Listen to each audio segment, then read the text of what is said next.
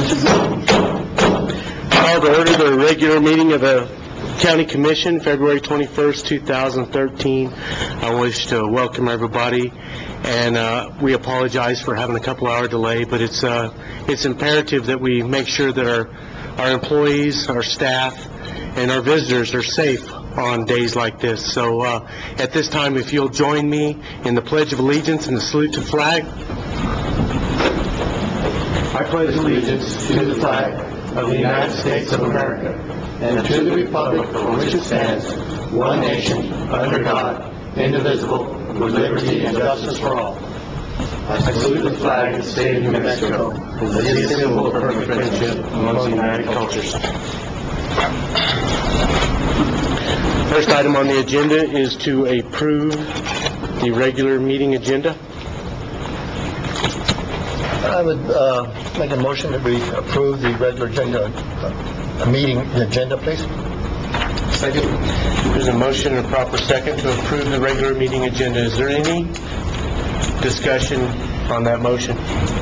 Seeing none, all those in favor signify by saying aye. Aye. Motion passes. You can't hear in back here.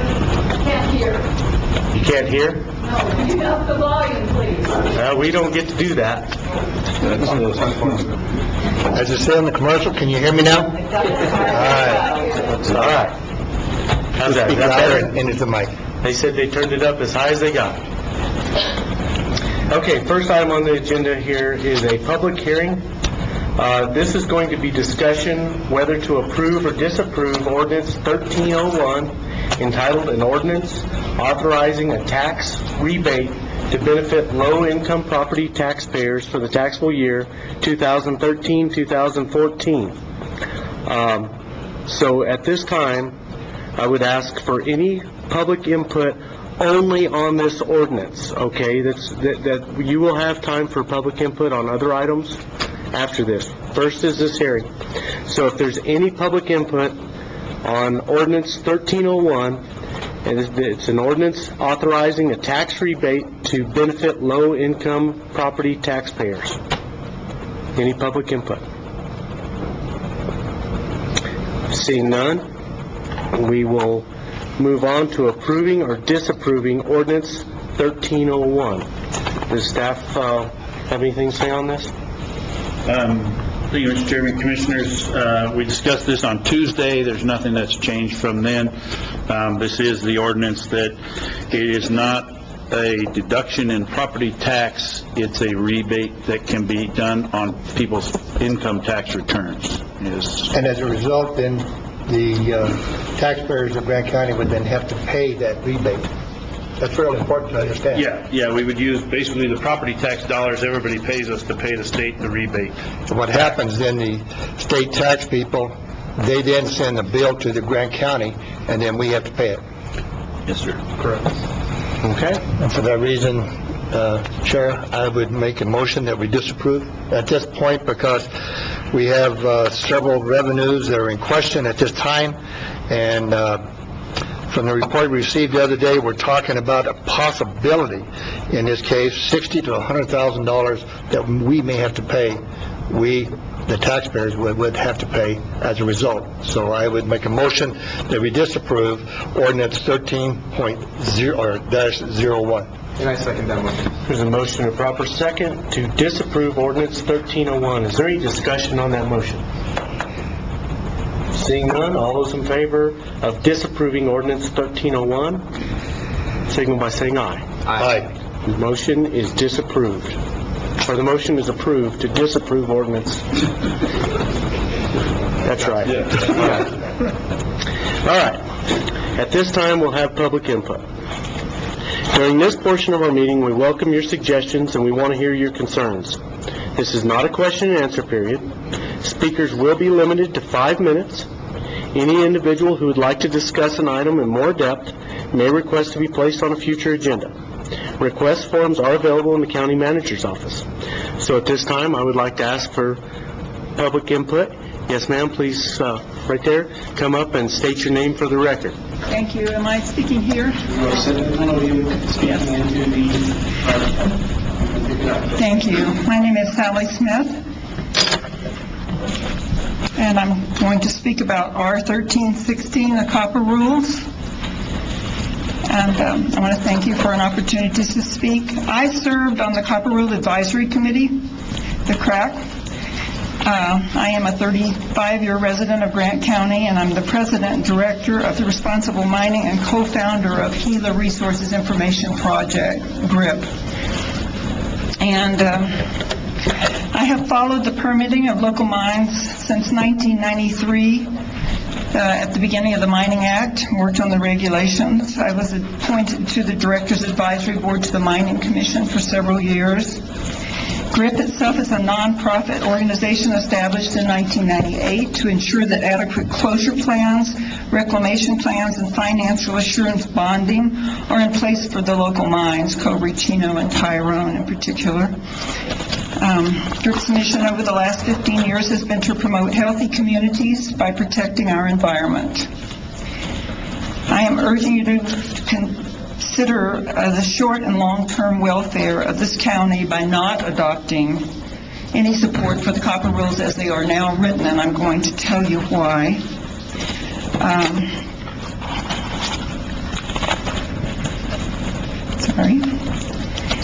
I feel like if these copper rules are not correctly written, which I feel they are not now, written as the committee originally had it intended, the consequences will be felt for generations to come. In a desert, water is the most precious resource, more than jobs and more than a healthy economy, which simply will not exist without usable water to support them. You have the responsibility here to protect our precious water resources.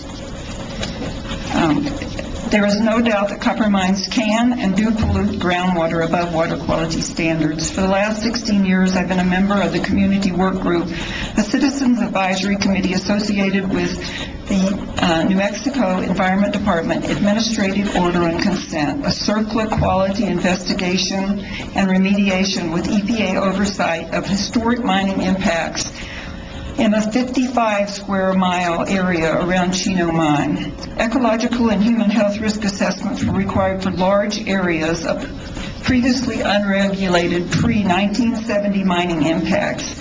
As I hope you know, interim remediation in the smelter town of Hurley involved soil removal and replacement in 523 of the 680 residential yards to prevent incidental ingestion of copper. The record of decision for Hurley Soils Unit is only one of 4 investigative units and the only one completed. This is after 16 years. Investigation as well as feasibility studies and potential remedial actions for 3 other areas, including over 25 miles of Hanover and Whitewater Creek that run through Vanadium, Baird, North Hurley, and Hurley, are ongoing and will take years to complete. The investigations include impacts to soil, surface, groundwater, due to wind-blown tailings, dumping, crushing, milling, pipeline breaks, spills, seeps, and other releases. Approximately 2/3 of Grant County live within 10 to 15 miles of Tyrone, Cobre, and Chino mines.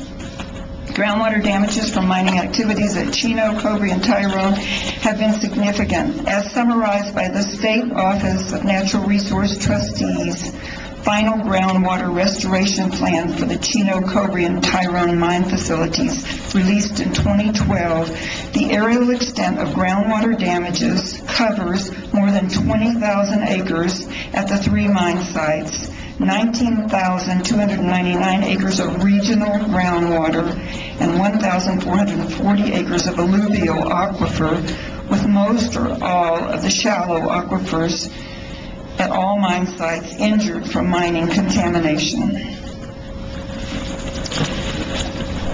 I'm not going to read the list of contamination, but it's quite a long list of different contaminants that the ONRT has identified. The ONRT assumed that the groundwater injuries would continue for at least 100 years, given that the surface the sources of sulfates and metals at the sites will remain and are still leaching contaminants to groundwater, and it is highly likely, and this is a quote, that concentrations of these constituents will decrease markedly over time. Freeport-McMoRan settled these groundwater damages for $13 million, which are now benefiting our county in various ways. Because of our longstanding interest and efforts, I've run out of time. A couple of sentences? Yes. Okay, thank you. I want to say that what happened in the process of the advisory committee, which I personally went to 18 of the 19 meetings, the technical and the advisory committee meetings, which were dominated by Freeport-McMoRan, we had reached an agreement in July on a draft, which the Environment Department was drafting, on what we felt were very reasonable to mining industry and to protect the environment set of regulations. Then the advisory committee was ended inappropriately. Actually, it was supposed to stay seated until the end of. This is important. I want to say it until the regulations themselves were approved. We were dismissed, and after we were dismissed, Freeport submitted. We all submitted comments, but Freeport submitted comments which the Environment Department, the upper management, adopted, which are contrary to the protection of groundwater in Grant County. We appreciate your comments. Thank you for coming. Thank you. Is there any other? Ski, come on up. Let's try to stay in the 5 minutes, because we're going to be here all day long if we don't. Sure. Mr. Chairman, members of the commission, my name is Walter Szymanski, and I am a resident of the town of Silver City. As the commissioners well know, under the Arizona Water Settlements Act, the 4 southwest counties of Catron, Grant, Hidalgo, and Luna are entitled to receive and use $66 million for any water project that meets a water supply demand. And in accordance with that legal reality, in July 2011, Grant County, along with Silver City, Hurley, Bayard, and Santa Clara, submitted a formal application for AWSA funding to support a regional water supply and distribution system project to meet the existing and future demand for drinking water for the municipalities of Grant County and adjacent unincorporated areas. The adjacent unincorporated areas listed in this joint application are Tyrone, Pinos Altos, Arenas Valley, Fort Bayard, Hanover, and North Hurley. This 26-page document that I have in my hand right here is the regional water supply and distribution system project that I'm speaking of. The stated purpose of this regional water supply project is to serve approximately 26,000 people by providing reliable access to local public supplies of drinking water by improving existing and building new water diversion and distribution infrastructure, making new sources of water available to meet local demand for public supplies of drinking water, and conserving local public water supplies by reusing municipal effluent water through return flow credits.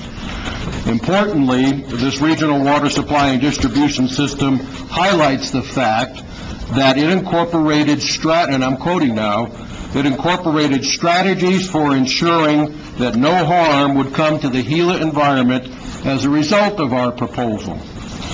This, unless I've missed something, this is a project that makes a lot of sense to me, and I suspect it makes a lot of sense to a lot of other folks in the county. It obviously made sense to the commissioners because you and the elected representatives of all those other entities I've just mentioned signed it and submitted it and asked for that funding to complete that project.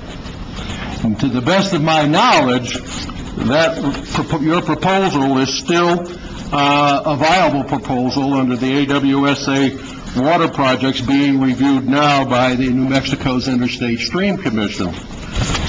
As of 2 days ago, however, your project is now being heavily pressured. You're being heavily pressured to withdraw your project by Senator John Arthur Smith, under his threat to construct a major Gila River diversion and pipeline to pump the Gila River water to Las Cruces. If we use any additional water from the Gila system as proposed by Senator Smith, New Mexico must then pay the Central Arizona Project, otherwise known as CAP, to assure delivery of an equal amount of exchange water to downstream users of the Gila River. And if that scenario happens, pardon me, sir? Okay, thanks. You should know that the CAP water needed for this exchange is neither guaranteed nor is it cheap. The Central Arizona Project anticipates the Colorado River water shortages may begin as soon as 2016, and that high-priority customers like municipalities may experience shortages as early as the mid-2020s. These costs, the current cost for Central Arizona Project water is $126 an acre foot. Those costs are projected to increase 3.5% a year. And by the time a new Gila diversion could be built, the exchange cost may be well over $2 million per year. In addition, a new diversion in New Mexico will be subordinate to all Arizona water users with a priority date prior to September 30th, 1968. If that scenario happens, you not only lose your share of the $66 million you're entitled to, as one of the 4 counties in the southwest New Mexico, the pipeline would be built to take water to Gila to Las Cruces, and there wouldn't be a drop of water in it because there isn't any water to take. I have a copy of my comments, and I'd like to submit them to the commissioners, if I may. Just give them to Randy, and he'll get them. Okay, thank you. I just want to say one thing, that I have not been contacted by the senator to ask us to withdraw our support for that project, so. We were all here at a meeting 2 days ago, and that was a message that we all It's not a debate. Okay. I have not been contacted. Next.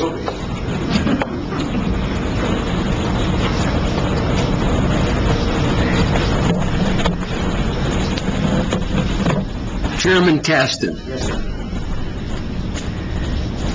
Commissioner Ramos. Commissioner Hall. Staff. I'm lifted by very much who is here today, and that they're listening to us out there in the community. I will get very brief because of this time factor. That's right. I'm going to move, and I thank you for recognizing me. I'm Art Martinez, retired university professor and a long-tenured community activist, about 40 years here.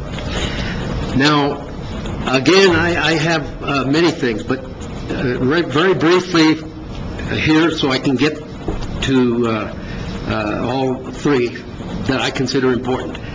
And that is to say that up in Santa Fe, they have once again been reviewing and debating, and they have voted, and they have tabled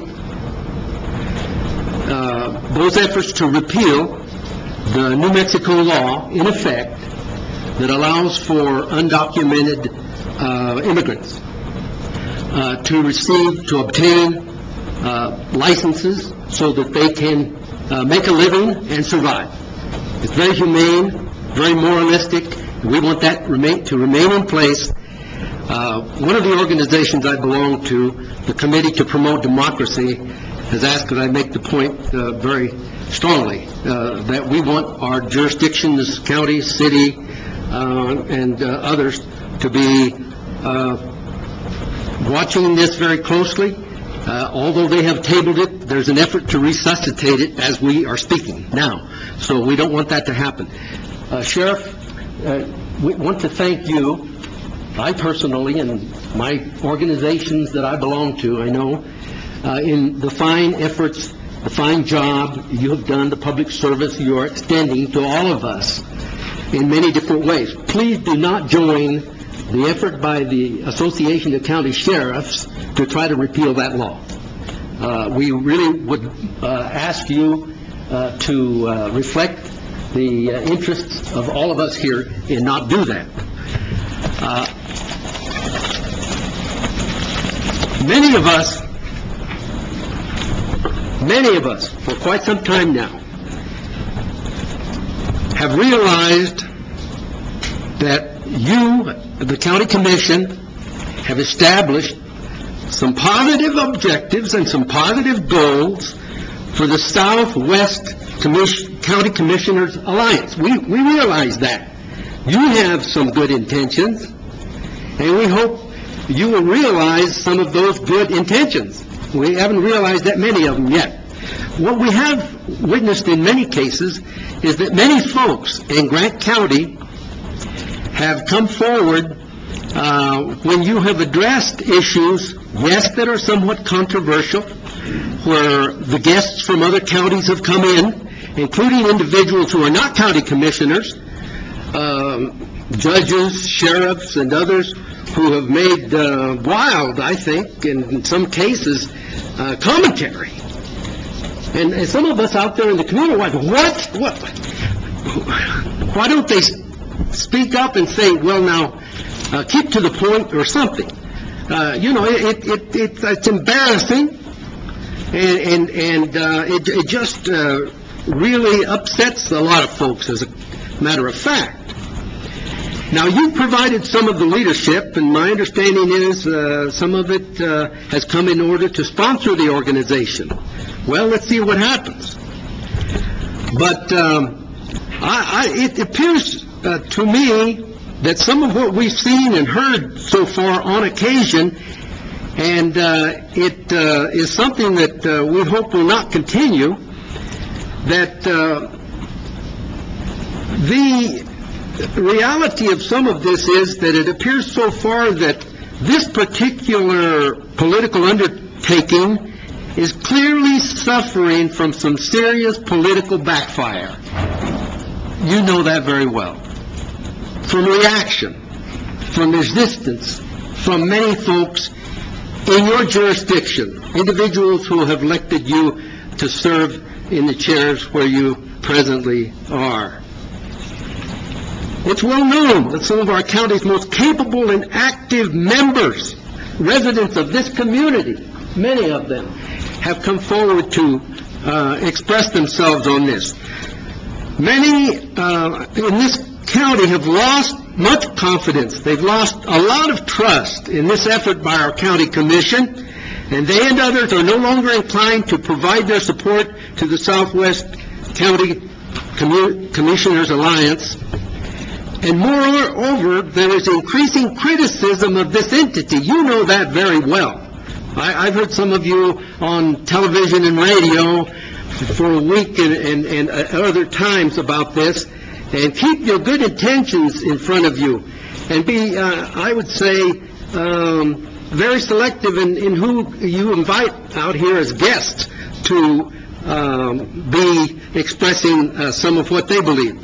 There is even talk of retaliation that is taking place at the polling places if we continue to see that this is embroiled in a lot of disagreements.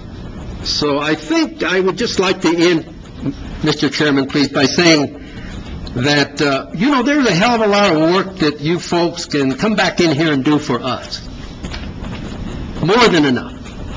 And so now and then, maybe some of these other things that you're engaged in, but not so very often. And please keep cautious, level, balanced look at what is happening with that. Thank you very much. That's it. Allison.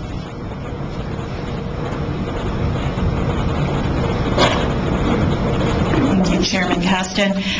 Good morning. I'm Allison Civic, Executive Director of the Gila Resources Information Project. You have on your agenda this morning approval of a resolution to support the New Mexico Environment Department's proposed rule for copper mines. As Sally Smith, our board president, stated previously, GRIP opposes this rule as currently drafted, as it is inconsistent with state law, the New Mexico Water Quality Act, and will allow mining companies to pollute our valuable groundwater rather than prevent contamination.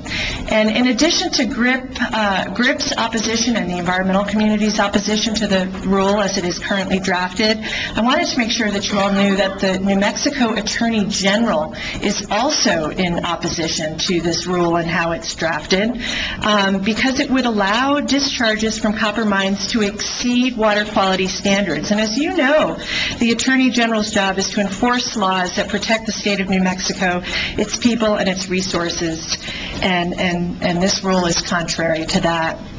Just to give you a sense of what their motion in this particular case has said, they say that the Water Quality Control Commission has sound justification to deny the rulemaking petition of the New Mexico Environment Department. Allowing groundwater to be contaminated underneath a mining site sets a precedent for allowing contamination under any site regulated under the Water Quality Act.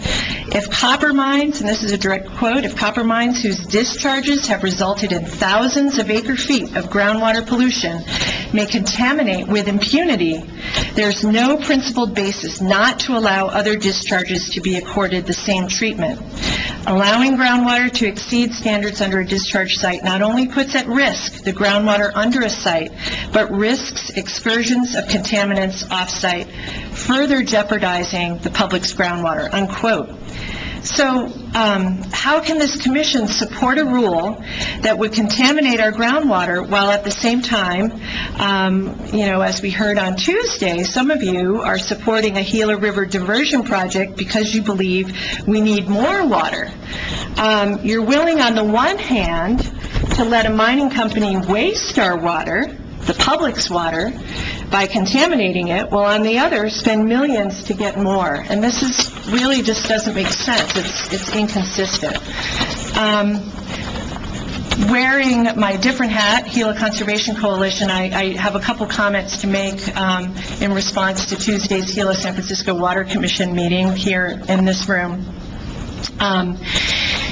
So, as you know, we have had Senator Smith's capital outlay request to fund $25 million to plan a pipeline from Gila to Las Cruces, as Ski previously discussed. This decision on whether or not to use Gila River water has tremendous implications for the Gila River, our regional economy, to taxpayers, and the cost of our water. And I'm very concerned that this commission may be feeling pressured to support a new, extremely expensive and potentially environmentally damaging Southwest New Mexico regional water supply project, and potentially drop your common sense, cost-effective Grant County regional water supply project before we've really seen any information. There's no engineering cost or environmental analysis completed yet. We're not going to get that until next year. Ski's already talked about the costs. They're pretty significant. We don't know if a diversion, storage, and pipeline project is technically or environmentally feasible, how much it's going to cost, and if water users are even going to be able to pay for it. You've spent county resources and years of time on developing the Grant County Regional Water Project. Thanks to Anthony, the county planner, for all the time that's been spent developing this with the mining district and with the town of Silver City.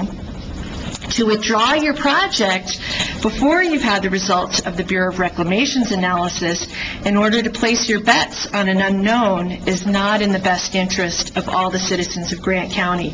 And we strongly encourage you to keep the Grant County Regional Water Supply Project on the table for full analysis and consideration. And just one brief comment on public participation.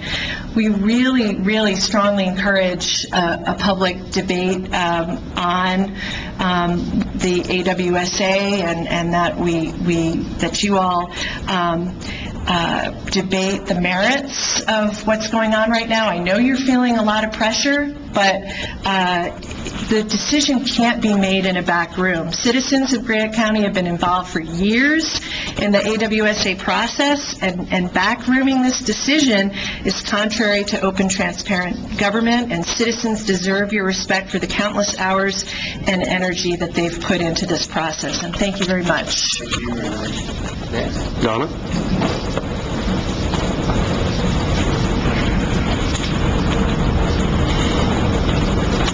Good morning, Commissioners. I'm Donna Stevens, Director of the Upper Gila Watershed Alliance, a watershed protection nonprofit group, and I'm speaking on behalf of our approximately 200 members, many of whom live in the Gila Valley. And I'm here today to talk not about travel management, or only briefly, but about the $25 million pipeline threat. The Upper Gila Watershed Alliance supports common sense, cost-effective, non-diversion alternatives that secure our water future at low cost and keep the Gila River free-flowing at the same time. These projects are, as have been mentioned before, the Grant County Regional Water Supply Project, the water reuse projects in Deming and Bayard, and municipal and agricultural conservation. I urge the Commissioners to keep these projects on the table. It's premature to withdraw them before the Bureau of Reclamation even does their analyses on all the different projects. What if there's a problem with the Deming project and it can't go forward?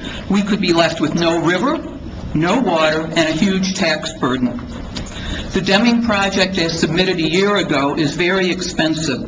The construction costs alone have been estimated at $323 million, which is more than double the promised $128 million federal subsidy. Remember, this water is not free, as some other people have said. The exchange cost is projected to be over $2 million per year by 2018, and that's before the project would even be constructed. Operation and maintenance costs are estimated at more than $3 million per year also. This means that taxpayers could be left holding the bag. Federal, state, and local budgets, as you know, are already spread pretty thin, and a diversion project outstrips our financial resources. And there's also the very real concern we wouldn't get to use the water after all. Building a pipeline to Deming increases the chances of exporting Gila River water and other water rights into Las Cruces and the Rio Grande. As we've been saying all along from day one, a diversion, storage, and pipeline project would destroy the ecological values of the Gila River that provide economic benefit to the region from recreation and tourism. And because I have to do this, I need to briefly mention travel management and an issue that is associated with it that has come up. It came up at the February 4th meeting. Several people claim that there were about almost 1,200 miles of roads that hadn't been included in the draft environmental impact statement. In fact, they were mentioned on page 46, and all of those roads had already been closed, and for a reason. At the time of closure, they went through the required NEPA process, including public comment period. So everyone had a chance to comment at the time that these roads were closed, some of them many years ago. And the Forest Service is under no legal obligation to reanalyze those road closures. Thank you. Okay, sir, right there in the jacket. Yeah, you. No? Don't sit down. It's you. Good morning. I'm Jim McIntosh, and I'm a school teacher, and as it turns out, it's a snow day. I was blessed with that, so I wanted to speak up today about the Arizona Water Settlement Act, and specifically to register my support for the non-diversion alternative water plan for our home country. I think everybody in the room realizes that we live in the age of limits. We're starting to realize finally what is precious and what's worth protecting from grandiose plans. And I think that Senator Smith's Gila River Pipeline and Diversion Project is grandiose. Everyone in this room knows that the Gila River is precious. If you hike it, if you fish it, if you drink from it, float in it, use its water to raise your families and your neighbors' food, you know that it's the sinuous, muscular heart of our home country. We've been hard on the Gila at times, but I think that we're finally learning to live within its limits.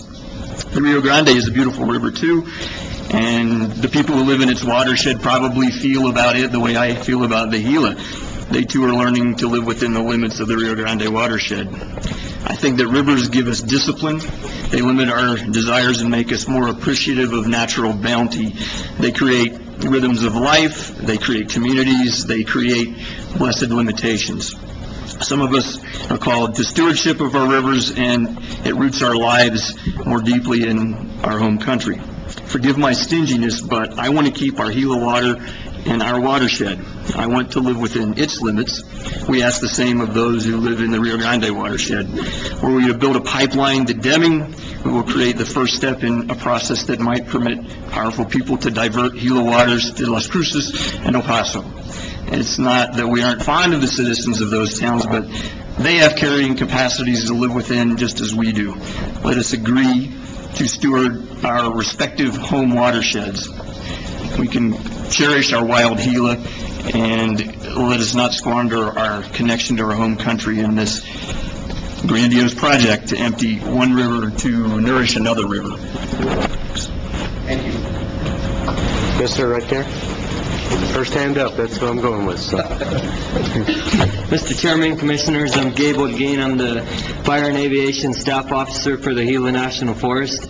And what I'd like to do is just give you a quick, short briefing on the predicted weather for the upcoming 2013 fire season and what we're expecting and how we're preparing for it as the Gila National Forest. As you know, we're in a severe drought right now. And the predicted weather for this spring is the only certain thing, based on a briefing I received from the National Weather Service, is that temperatures are going to be warmer than normal, above average temps. The moisture prediction is still uncertain, so we don't know what kind of spring moisture we're going to get. And, based on that, we're definitely concerned. And, feel like you guys ought to be concerned also, and I know you are, in talking to Commissioner Ramos. So I definitely support you guys refilling the vacant county FMO position. It's critical in our coordination efforts, sharing of resources between the county, the state, and the federal agencies here in Grant County. Let's see. And as far as preparation on the National Forest side, currently we have 9 engines staffed across the forest. We have, or we will this spring, we have 4 hand crews, and aviation support is, we're kind of struggling nationally on that. Nationwide, we only have 11 air tankers available, which is a huge asset when it comes to dealing with some of these wildland fires. And so, we have an aging air tanker fleet, and so a lot of our planes are unserviceable at this time. And so, we're struggling with that. We are looking at other options and trying to bring new aircraft into the system. So aviation is limited this year. The one thing that we're trying to do locally here is we're trying to recruit a lot of our young folks within Grant County for our Swift Crew program. To date, we've pack tested 57 high school seniors and other folks in the county. We did some recruiting for our Swift program, our Southwest Firefighter program. They're call when needed crews, and right now they're available if we should get any wildland fires, and they would be able to assist here in the county also. So, that's all I had. I just wanted to give you a quick briefing, and if, at any point you'd like to hear more on what we're looking at, I'd be willing to do that. I just, for one, I want to really tell you how much we appreciate you guys. Even when we have fires that are not on the Forest Service provides 100% of their equipment, their manpower, their time. They come and mop up stuff for our volunteers after they've been the initial response. And I just want, for me personally, I want to thank you guys for doing that. It's, I think we have a good working relationship in that response. So, Gabe, you got a second for questions? If these guys got a couple questions for you, because we don't get you very often. And the only thing I would ask is that for us to have an opportunity for you to come back, and maybe we can address some issues that we're aware of as far as our forest and fires are concerned, so that you can give us information, and in turn, because of cats, then it gives the citizens the same information. So if you could come back, maybe we could get, John, we could give you some ideas about some topics would be interesting, and or we think that is important, plus any of the citizens who have any certain topics that you'd be interested in. We appreciate you, and we appreciate what you do for our community and our forest. Thank you. We appreciate everything you do. Right before this meeting, we were currently meeting as I guess you could call it the fire mines. There's a lot of great information that was talked about in that last meeting, and I think we just got to continue to work together and hopefully not have a bad fire season here in the near future, and try and prevent all we can, but also be prepared if we do. And the safety of our residents is number one, and again, we appreciate what you do. And appreciate everyone that was at that meeting there here. Thank you. John? Yeah, I just wanted to let you know any help you guys ever need with the aerial fire base and the fire cache, keeping it here, because I know there's been talk in the past of trying to get rid of that. And that's a valuable asset that people don't realize we have in Grant County. During Katrina, a lot of the supplies came out of this fire base right here in the cache to go down there and help support those people. And so that really brings a lot of revenue into the community for the people that are working there.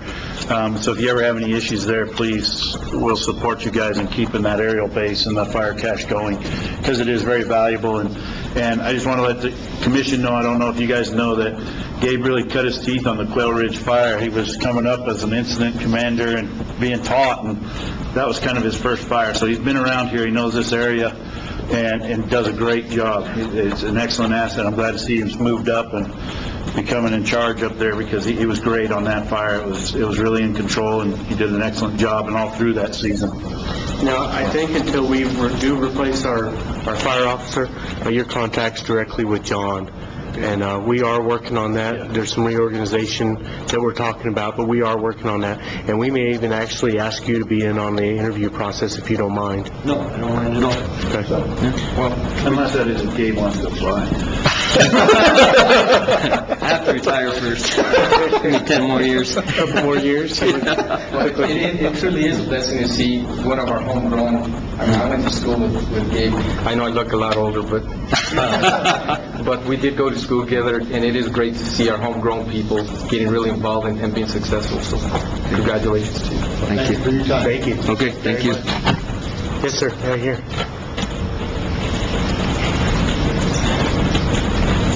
I'm Robert Garrett. I'm a resident of Pinos Altos, the only town that sits in both the Mimbres and the Gila San Francisco basins simultaneously. I want to address the issue of the John Arthur Smith resolution to divert Gila water. I think we're all aware that Senator Smith, Deming, Luna County, and the state engineer don't have the interest of Grant County at heart in the same way that everyone in this room does. And therefore, I think the idea of sending water from basically Grant and Catron counties to Las Cruces, and eventually to attempt to solve the problems of the Rio Grande water basin is an incredibly bad idea. I support the current open and transparent work of the Arizona Water Settlements Act, and hope that this process will go forward and not be disrupted by proposals that come from Luna County. I would hope that the Commission would publicly reaffirm its commitment to the Arizona Water Settlements Act and the process which has been going on in an open and transparent way, because I think there's some question in the community about where the Commission stands with regard to the Arizona Water Settlements Act. Thank you. Thank you. Thank you. Next.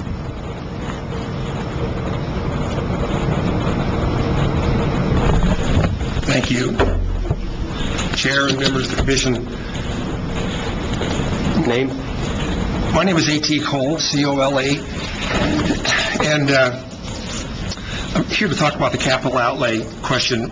Cindy and I retired to Grant County about 10 years ago, and we purchased the Bartley McDonald Ranch about an hour south of here, and you probably know of Bartley. He used to sit where you sat, I guess, years ago, I'm told. And also the fellow that built the house that we live in was shot and killed by someone who was a commissioner back in the day. So we haven't lived here very long, but we feel like we've got a connection to this county and that these issues are important to us. Our retirement goal is basically to restore the Burro Cienega, and our function is just fundamentally to make water and to grow grass and to feed cows and to feed wildlife, and that's what we're doing here. And I don't really expect you folks to have the same view of water that we necessarily do, because we don't really have to earn a living anymore. You know, we're retired. But piping water to another community is just so contrary to what we're doing, and it's contrary to the best interest. And the people that have already spoke here, I think, have addressed it. We lived in Casa Grande, Arizona for 30 years, and for 30 years I watched Phoenix and Tucson sometimes bully, often just not care about rural communities. And so when the Central Arizona Project was proposed, all of my clients were ecstatic. The cotton farmers, they need the water. It was important, and we were very, very supportive. And then when the costs started to skyrocket, they continued to be supportive, and they continued to be supportive because they really wanted the water. So the taxpayers were the chumps, and they picked up some of the tab.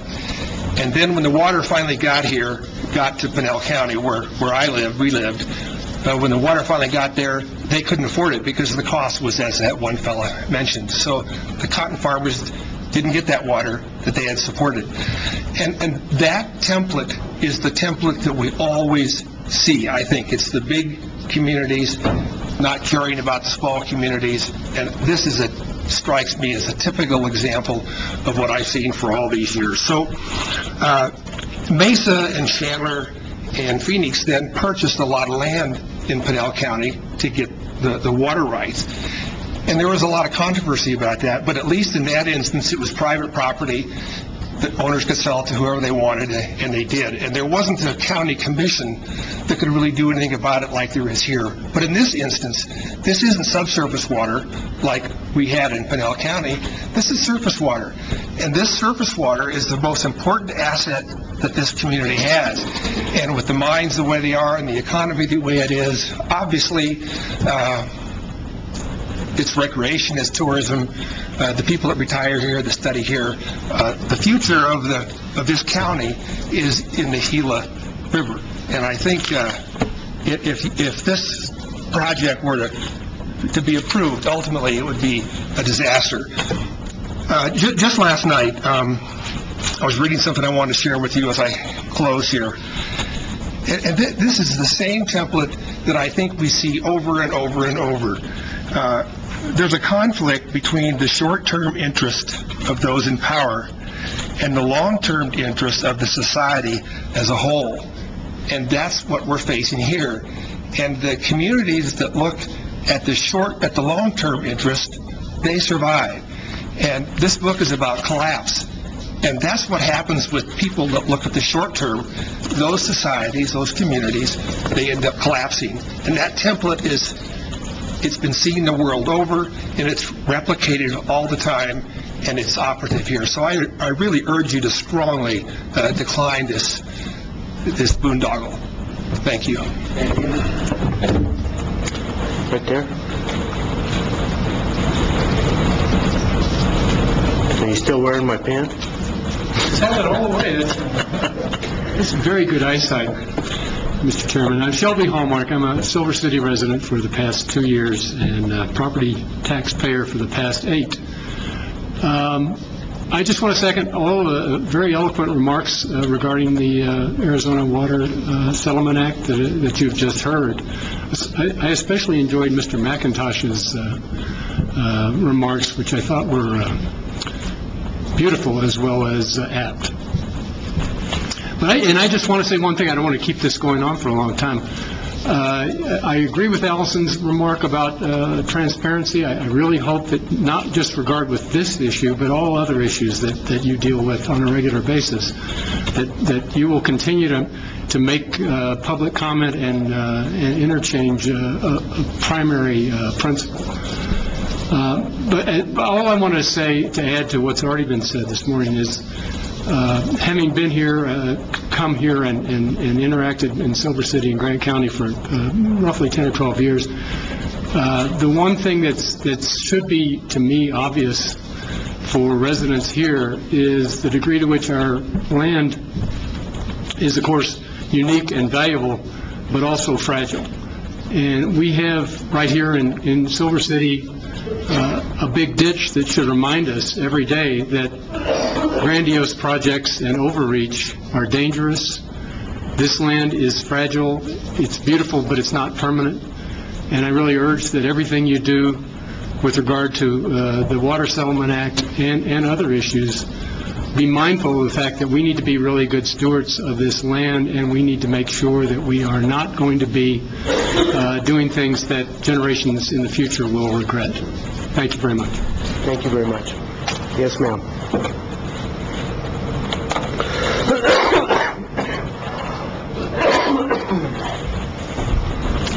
Thank you, Commissioners. My name is Frances Brown, and I'm not really much of a public speaker, so I just want to speak to you really personally and very briefly. I have the great good fortune to live in Grant County, so close to the Gila Forest, oh, he's gone, and the river and the wilderness. And in fact, last summer, my children and my grandchildren came to celebrate my 80th birthday out in the Gila, close to the Gila wilderness, and, immerse ourselves in the river even in August, and, do all the things that tourists do, hike in the wilderness and eat in good restaurants and stay here a couple of nights. And as so many hundreds and hundreds of people do who come here for recreation and tourism. And I want all of that and that wild river to still be here when they come back, a few years from now maybe. But a diversion and pipeline project would not only be hugely expensive. I mean, $25 million to start planning it is just, the tip of the iceberg, but clearly would do damage to the ecology of the river. So what, if I pay taxes here and I pay my water bill, luckily I can still afford to pay my water bill, I hope that will continue, because I would like to be paying for sensible projects for our Gila River. Like, people have spoken about the Grant County Regional Water Supply Project. There are other, like agricultural conservation projects that have been carefully planned, vetted, highly rated, and that are cost-effective. We keep using that word because it's important, cost-effective and environmentally sound, and not for a project that will surely end up raising my taxes. I'm living on retirement income, and also probably my water bill. So I'm just here to really urge you not to give approval to Senator Smith's request for support for his capital outlay project. Thank you very much, gentlemen. Okay, just for the record, can I say something? Sure. Just for the record, no one up here is backing that $25 million project.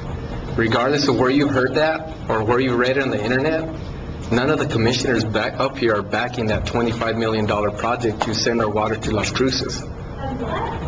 Thank you. I concur. No one has asked me to try to attempt to have any projects pulled. And my answer would be, as far as the piping to Cruces or to Deming, no. And I just want to concur. I haven't been asked. I told Ski that earlier. I won't pull a project. The only project we have, though, is Gabe's project for reuse of the effluent. The other project is Silver City's project. I know it says Grant County, Supported by the Water Commission. but it was supported by the, we did support Silver City's project, but our project is reuse of the effluent. We've heard now from several people, and they're saying the exact same thing over and over. So if somebody has a different take on it, I'd love to hear from them. But if we're just going to say the exact same thing, can you spare us a little time? Sure, yeah, almost. Yeah, and some people may not understand the process. I see some faces out there that certainly do, because they've been a part of the process for some time. This isn't a decision that this commission would make. It's a decision that the New Mexico State Stream Commission would make, with Interstate Stream Commission would make along with the Interior Department. And so, yeah, we may support, but we don't make those decisions. We have our planner who is a part of that process, and but none of us support any piping, as far as I know. I haven't talked to them, but I haven't read or heard of any of these commissioners, and certainly not me, support it. I will not support a project. I will not support a project that takes water out of Grant County. That's right. I enjoy the healer too. Now, just to be fair, I won't go that far saying I won't support a project that does have diversion. There may be some diversion in there that I might support. Just being fair with you. So, we're going to finish up public input. Just a couple, if you're going to talk about this same thing, I'm going to cut you off. Okay, ma'am, right there.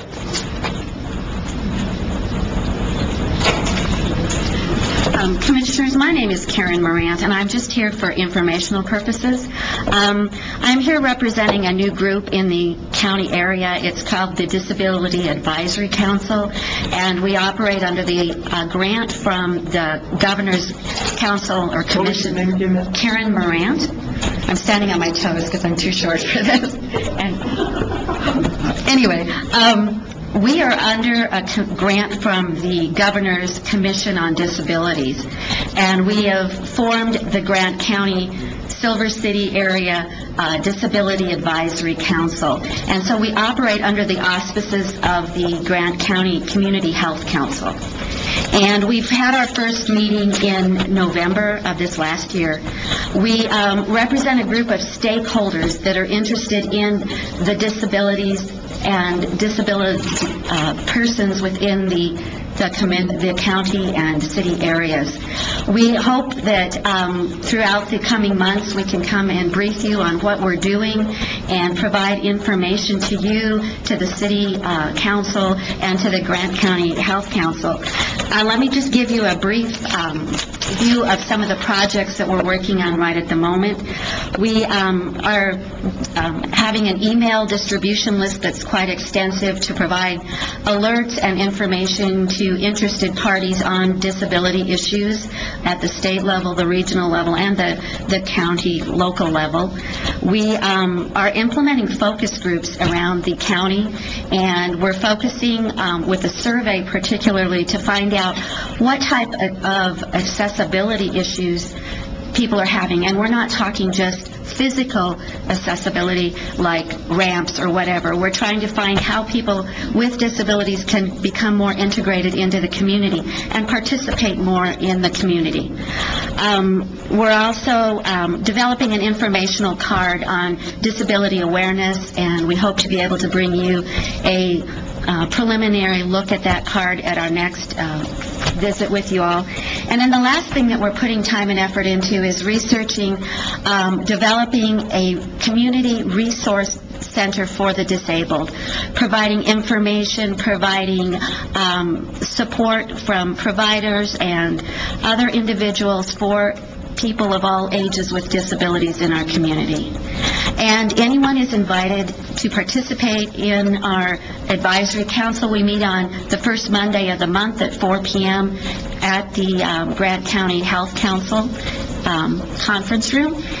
We also provide information through that facility, and the phone number there is 313-3604, and they will direct calls primarily to Susie Trujillo, who is our main focal point there, but then she will distribute the calls and questions out to us. That's basically what I wanted to share with you today, and then we hope to be back on your agenda next month. Okay, thank you very much. Thank you for the work that you do. Kim?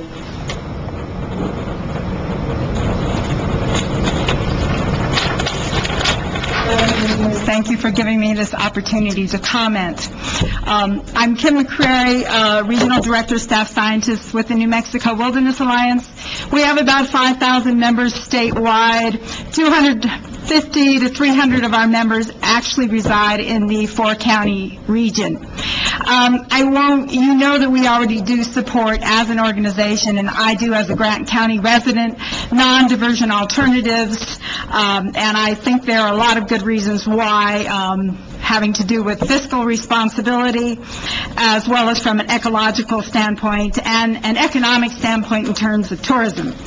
The one thing, though, that I won't go into it anymore, but I do have one question. I know this isn't a question and answer session, but just for purposes of clarification, if I may. Chairman Caston, you said that you would not support water leaving Grant County. You then said, though, that you might support a pipeline to Deming. That's not what I said. No. All right, could you clarify that I I'm said sorry? I might support a diversion. Yeah, but prior to that, you said that you would not support water leaving Grant County. That's true. But if you support a pipeline to Deming, that goes to Luna County. How do you take, Kim, in your wildest dreams, supporting a diversion and equate that with supporting a pipeline to Deming? Okay, so you did not say, and this is solely for purposes of clarification, which is important for you and the public, your constituents. Again, could you repeat what you said just so I can make sure that I have that? I said I would not tell you I would not support something with a diversion. Is that not what I said? My understanding was, again, you said you would not support water leaving Grant County. We have a good court reporter here. Could you clarify that? Thank you. I will not support a project that takes water out of Grant County. But to be fair, I may support some diversion, period. All right, so, okay, and that's good. Thank you for clarifying that. So again, I guess then I can interpret that as saying that you could support a diversion, but it won't be out of Grant County. Right. All right, thank you very much. Okay, we're running to the end here, so does anybody have anything except Arizona Water Settlement? If you're going to talk about Arizona Water Settlement Act, I'm going to cut you off. So, the gentleman closer to the gentleman in the back there. Oh, it's not a gentleman, I'm sorry. See, you thought my eyes were good, but I actually know this lady. Good morning, Commissioner Caston. Good morning, how are you? I'm good, thank you.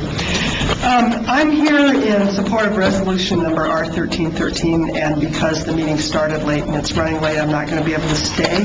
So as the co-chair of the Grant County Food Policy Council, I just want to reiterate my support for that resolution. Thank you very much. Sorry. All right, right over here. Okay.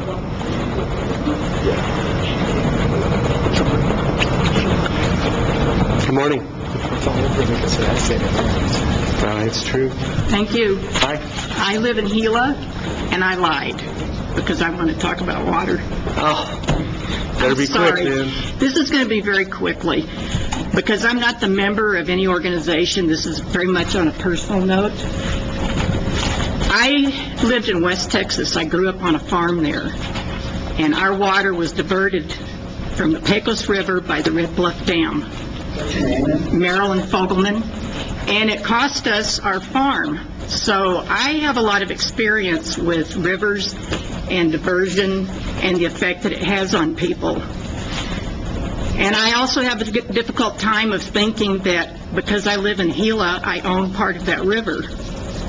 If I lived downriver, I would want as much of the water as I could have. But I think the time has come that the rivers belong where they are, and to divert water is wrong. When people build communities and they allow the communities to go beyond what their water sources are, they're wrong. And I have to say, sir, that I was confused by the comments that you made about the diversion. Because and no disrespect, but I truly believe that at some point everybody has their price. And I think the name that should be put on Senator Smith's proposal is ludicrous. And if we do it, let's make it a 1-inch diameter pipeline. Thank you. Thank you. One more back there. No, very back.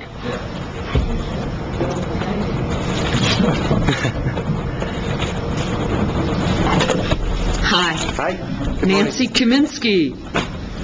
Gabe knows me well. I could talk about the Arizona Water Settlement Act, but there's so much more. The travel management plan, the reintroduction of the Mexican gray wolf. I support all of these. And I would like you guys to do that too, because it profits all of us in this area. The Headwaters Economic Report, I really want you all to read the economic report, the Headwaters Economic Report. I'd be more than happy to send you a link, a web link for this, because it's incredibly important for our area.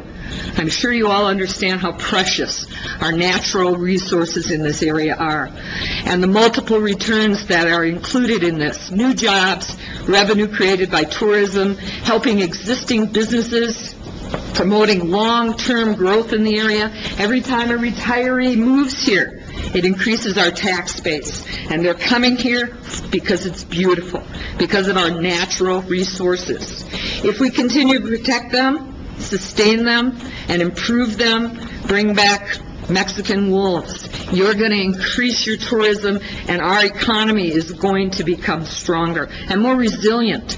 If we choose to get rid of any of this, we're stealing futures from our own children and grandchildren.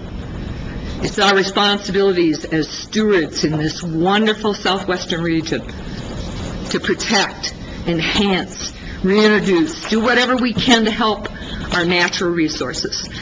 I was very upset. I hate to bring up Craig Rupke, but I was rather upset with him on Tuesday when he said to us that southwest New Mexico has a shortage of water. As a state hydrologist, I think it was just unbelievable that he said that to us. And I'm sure that what is happening right now with the AWSA should make this really, really clear. This comes home to us because they're coming here now after our water. What are we going to do with it? Are we going to divert it, take it out of the river, and destroy the tax base, the tourism, everything that people come here to enjoy? Are we going to abandon the travel management plan and let the forest be trashed? Or are we going to protect it, restore it? Will it be there for the tourists? Will it be there for our children and our grandchildren? I expect us to be really responsible stewards. I do my best to do that. I was very upset, by the way, by our commission appointing another commission. The Southwest County Commission Alliance seems to be against everything that I've been working for the 12 years that I've been here. Like I say, I work for the natural resources, and I expect those to benefit all of our community, every citizen. The Southwest County Commission Alliance works against everything I've been working for all these years. And it's sad. It's very sad. I have 1 minute. Oh, what would I say in 1 minute? In 1 minute, I think I would say that satiating a thirst for development in surrounding areas, as the man was saying about large cities, we can't do it. If this means it's David and Goliath, then I think we should be David. I think we should prove ourselves as really responsible stewards. Thank you. Thank you. Okay, at this time, we're going to go ahead and conclude our our public comment period. And we're going to move on to minutes.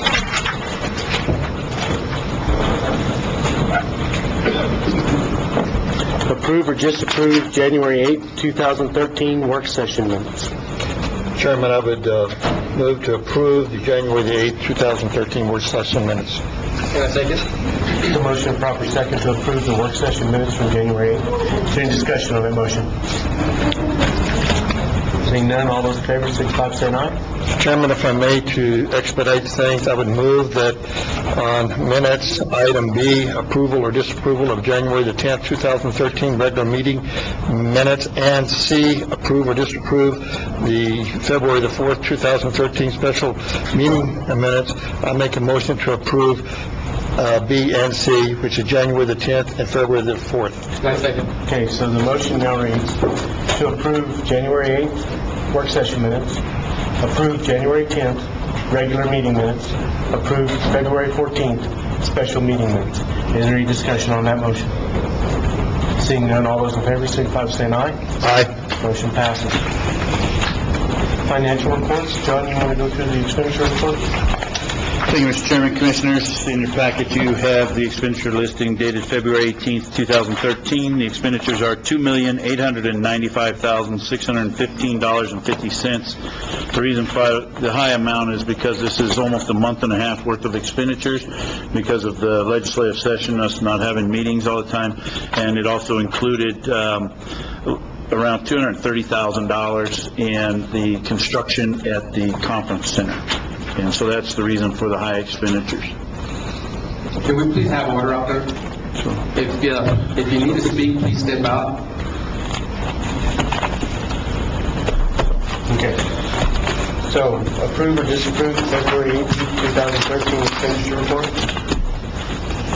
Mr. Chairman, I would make a motion to approve the February 18th, 2013 expenditure report. Can I second? The motion to approve February 18th, 2013 expenditure report. All those in favor, signify by saying aye. Aye. Motion passes. Review of the January 2013 financials. Thank you, Mr. Chairman. Commissioners, in your packet you have the financials for the month ending January 31st, 2013. We'll start with the general fund. We started July 1st, 2012 at $4,100,855 with year-to-date revenues of $5,315,692, transfers of $2,000, operating expenditures year-to-date of $1,673,947, and salaries and benefits year-to-date of $3,176,104 leaves a balance at January 31st, 2013 at $4,564,495 with projected expenditures, transfers, and revenues through June 30th, 2013 of a negative $1,697,103 leaves a cash balance at June 30th, 2013 of $2,867,392 less the 3/12 required reserve of $2,105,342 leaves a surplus at June 30th, 2013 of $762,050. On page 2 is the revenues. Year-to-date as of January 31st, 2013, we've collected 59.97% of the budgeted revenues. And the next page is the transfers, and year-to-date we have done 0.15% of the budgeted transfers. The next page is the road fund. The road fund started July 1st, 2012 at $425,180 with revenues year-to-date of $453,662, operating expenditures year-to-date of $181,684, salaries and benefits of $726,559 leaves a balance at January 31st, 2013 of a negative $29,401. with projected revenues, expenditures, and transfers through June 30th, 2013 of a positive $470,255, leaves a cash balance at June 30th, 2013 of $440,854, less the required reserve of $130,935, leaves a surplus at June 30th, 2013 of $309,919. The next page is the corrections. Corrections started the year at $394,379, with revenues year-to-date of $516,539, operating expenditures of $320,446, salaries and benefits of $1,017,378, leaves a cash balance at January 31st, 2013 of a negative $426,907, with projected revenues, transfers, and expenditures through June 30th, 2013 of $539,433, leaves a cash balance at June 30th of $112,526. Those are the financials. Any questions on the financials today? Okay. Next item is new business, and the first item on that agenda is Mr. Earl Montoya to give a statement regarding the Gila National Forest road closures. You have 15 minutes, Mr. Montoya. How long, sir? 15. 15. Chairman, Commissioners. You don't have to take it all.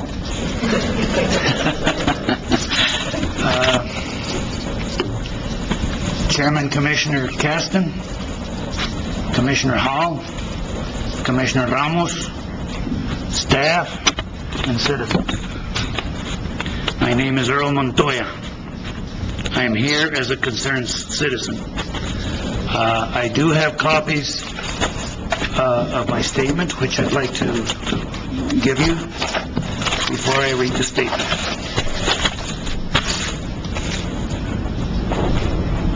Randy will take those for you, sir.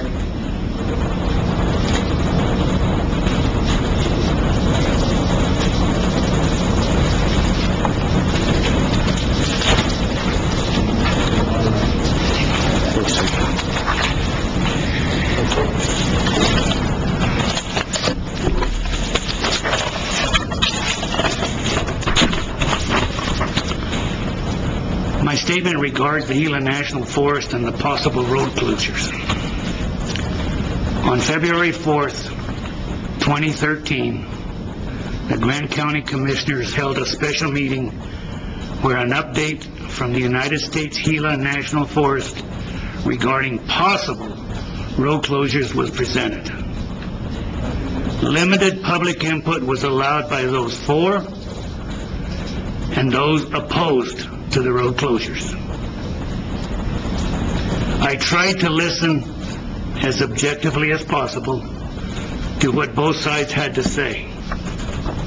After the meeting, I went home and tried to process what had transpired at the meeting. It appears to me that somehow a problem was fabricated which convinced the Forest Service bureaucracy in Washington, D.C. that roads needed to be closed in our national forests. This fabricated problem has, to date, cost the nation's taxpayers possibly hundreds of millions of dollars with no end in sight because of potential litigation against the Forest Service. There seemed to be agreement that there are problems with the Gila National Forest, mainly in the inability of the Forest Service to enforce existing rules and regulations and to properly maintain existing roads. To my knowledge, there is no road problem in the Gila National Forest regarding or requiring road closures. I'll repeat that. To my knowledge, there is no road problem in the Gila National Forest requiring road closures. Over the past 70 to 80 years, the roads have provided good public access to the Gila National Forest and satisfied the main objectives for which lands were set aside as national forests. Of those present at the meeting, the consensus appeared to be that they could live with no new roads and that road closures had not been justified. Many have indicated that our legislators in Washington, D.C. have not properly carried out their oversight duties regarding the governance of the Forest Service. It appears that the Forest Service has concentrated too much decision-making power in a few individuals in Washington, D.C. In addition, Forest Service budgets appear to not have been properly monitored to ensure that tax monies are effectively and efficiently spent and not wasted. Transparency and accountability also appear lacking in the Forest Service. The road closure effort has shown that the Forest Service needs to coordinate with local governments. In New Mexico, the ongoing grassroots efforts need to be focused by each county to encourage federal and state legislators to carry out the will of their constituents and to improve the Forest Service open door policy. In Grant County, a feeling exists that not only Representative Hamilton, but our other state and federal legislators should take a vested interest in this issue. Once we lose road access, we will never get it back for future generations to enjoy our national forest. Respectfully, Rote Montoya. Thank you, Commissioners.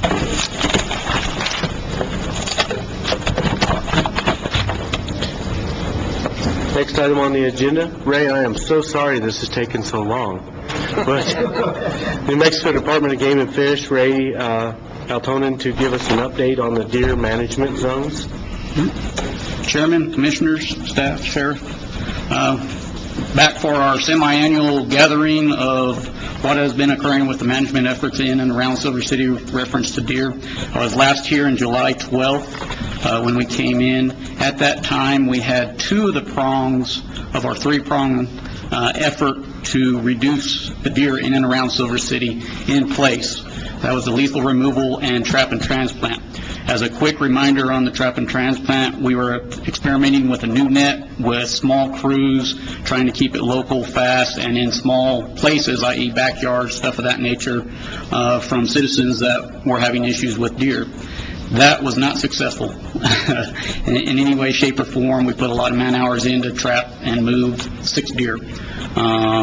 So that was not successful, so we geared up for a larger trap and removal type effort, which has occurred. But before we go there, we had a third prong that we had to get into place through our commission, and that was altering the hunt structure around Silver City to allow for archery take of female deer inside of a special management zone.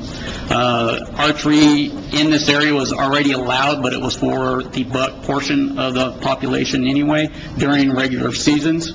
We wanted to try and put a little bit of pressure to where we're not doing all the work, but allow sportsmen the opportunity to harvest a deer if they did not harvest their buck deer in the regular season for a special doe season. The commission heard this proposal on August 23rd and passed it on November 1st.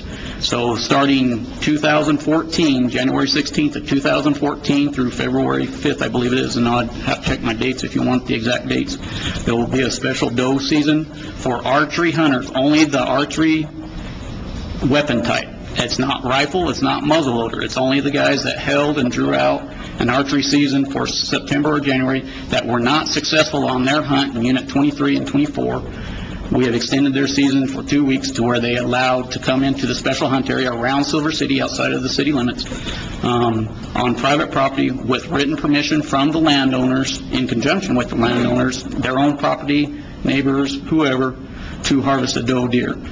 So we have changed that hunt structure. That has been approved and passed, and again, it starts in 2014. There was a little confusion when we put our regulation out early, and they thought it was this year, but we had to get that back out to where it was not this year. It starts 2014. Question? No, okay. So that has been put in place, so now we have a three-prong agenda in place: the lethal removal, trap and transplant, and a hunt structure that allowed the public to harvest a doe deer within confined seasons. So with that, a note of interest for you all, we did receive one letter from a group of citizens in the Little Walnut area concerned with safety, deer lying there, and noise, reference to shooting and stuff of that nature. We received that in October. When I was here in July, we had stopped all of our actions back in June as we investigated their complaints and worries. Most part was not us with the shooting. We were able to demonstrate we only lost 2 deer on our effort. All the 25 were sold. We lost 2 that were errant shots that got away from us at that time that we did not recover, but the other 25 we did. Those deer are all sold in accordance to law. There's receipts for them, and we've been utilizing human services and the pantry here, plus other citizens that are in need of the meat, and we're selling them for $1, $2, so they go to use in there. So we addressed some of their concerns. We realized this is a controversial issue, so we addressed them the best way we could. Part of that was they contacted the sheriff. They weren't aware, so we have not started any of that action yet. So if there's reports of gunshots, we want to know, because there's somebody else doing something, and that is not our uniformed officers doing that. We will notify dispatch when we start our action and stop our action, everything, so they are aware of any of that effort. We have also pursued getting silencers for our firearms, so there won't be as loud. That's been dragging a little bit with the Fed stuff, but we're waiting for that to come in. So just so you know, we did receive that from the Indian Hills area up there, and did work on that. I met with the City Commission on February 12th to give them this same update, as they have interest as what occurs with the deer there, with number of road kills and citizens complaining about deer in their yards, and citizens liking deer in their yard. Again, this is not a complete removal of deer in the area. We cannot do that. We will not be successful at that. We're trying to get them to a level where they're acceptable to all people, to be to a reasonable level that not causing problems, maybe eliminate some of our vehicle accidents and dead deer laying in yards, eliminate trees getting eaten a little bit. Again, we'll never be able to remove all deer. I want to stress that, but we want to bring their population down a little bit. This is a 3 to 5 year activity that we're taking place here, and again, this is something that's being looked at on all levels around the state, because it's just not Silver City. It's Ruidoso, Taos, Raton, name any mountain community, and we have wildlife living there. So we're looking at that. On February 13th, we started a large-scale trap and transplant operation in the Indian Hill area. We removed 110 deer, 51 down to the Peloncillo, or 57 down to Peloncillos, 51 to Sunflower Mesa. As part of that, we have New Mexico State University conducting a study. We radio collared and ear tagged the deer. They are going to determine the efficiency of trap and transplant type operations. Our procedures, are we receiving a benefit out of this by relocating them? Are they surviving? Are they not? We want to make sure that we put this effort in, that something is attained to the citizens of New Mexico, and it's just not an out of sight, out of mind, and they all die immediately type deal. So we are monitoring those deer. They'll have a 2-year study as part of a graduate program, so next year they'll look at our methods of release, of hard release, which is just kick them out of the trailer, to a soft release where we put them into a bigger pen, let them acclimate, then open the door and the gate and let them move in and out, to see if our survival rates are a little bit higher or lower in these tough conditions. We concentrated the release sites in areas that we've done habitat work and predator control, and also working with the land management agencies on some of the grazing issues there. So we're putting them in the best areas we can in through there. But again, so that happened on February 13th through the 15th. We again went on private property on 4 different locations. We had 8 locations baited. This again is in conjunction with the landowners and the owners wishing this action to take place. As part of the overall picture there, we may come back in March. We've got to go over to Southeast and do some trapping over there to continue that effort if we can. It's going to be weather dependent, temperature dependent, because of the deer stress out and through there. So we did have 3 mortalities, which is low for 110 deer. We try to keep it under 5% on any of our trapping operations in through there, so we're happy with that. And again, we'll get our long-term survival through the study through NMSU there. So, but that's where we're at there. We have all 3 prongs in place. which has been a major effort, as you guys have seen me in front of you for the last 2 years. And this started back with public meetings in 2009 here in Silver City, when the first public meetings occurred. And it's been a long road to this progress, and hopefully keep going and see if we can get to a reasonable point here in Silver City. Okay. Any questions from Mr. Alton from the commission? No question, just a comment. The only thing I've heard is a citizen called and said that they had a problem that a bow hunter, in fact, was hunting within the proximity of their home, sneaking around in his camouflage and stuff. And she was very concerned about it. She says, because I have children, I have pets. And so that's the only concern I've heard, and that was just one. And that may be a bigger issue. Like say that the archery hunt's been allowed in this area that we're doing it. We're just focusing it on the doe segment now and giving them that little special season. But again, every citizen has the right to keep people off of their property through trespassing, and that needs to be stressed out there. We may have some issues if we get a lot of effort. This is going to be up to the sportsmen if they do it. We wanted to keep it within 23 and 24 of the units surrounding, so hopefully we get local sportsmen that know the people in the neighborhood and not somebody from out of town that just, hey, there's a deer in the yard. We don't want that occurring. We want people with the local knowledge, so that's why we focused it with those instead of having a draw or anything like that.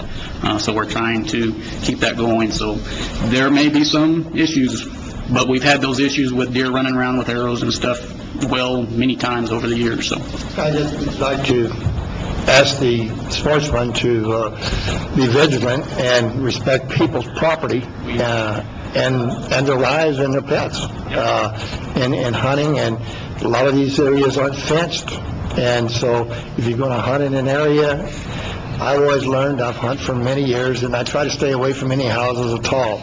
But if I do go through a gate or something, I make sure I go to the ranch house or whatever, and I ask. It's the best policy.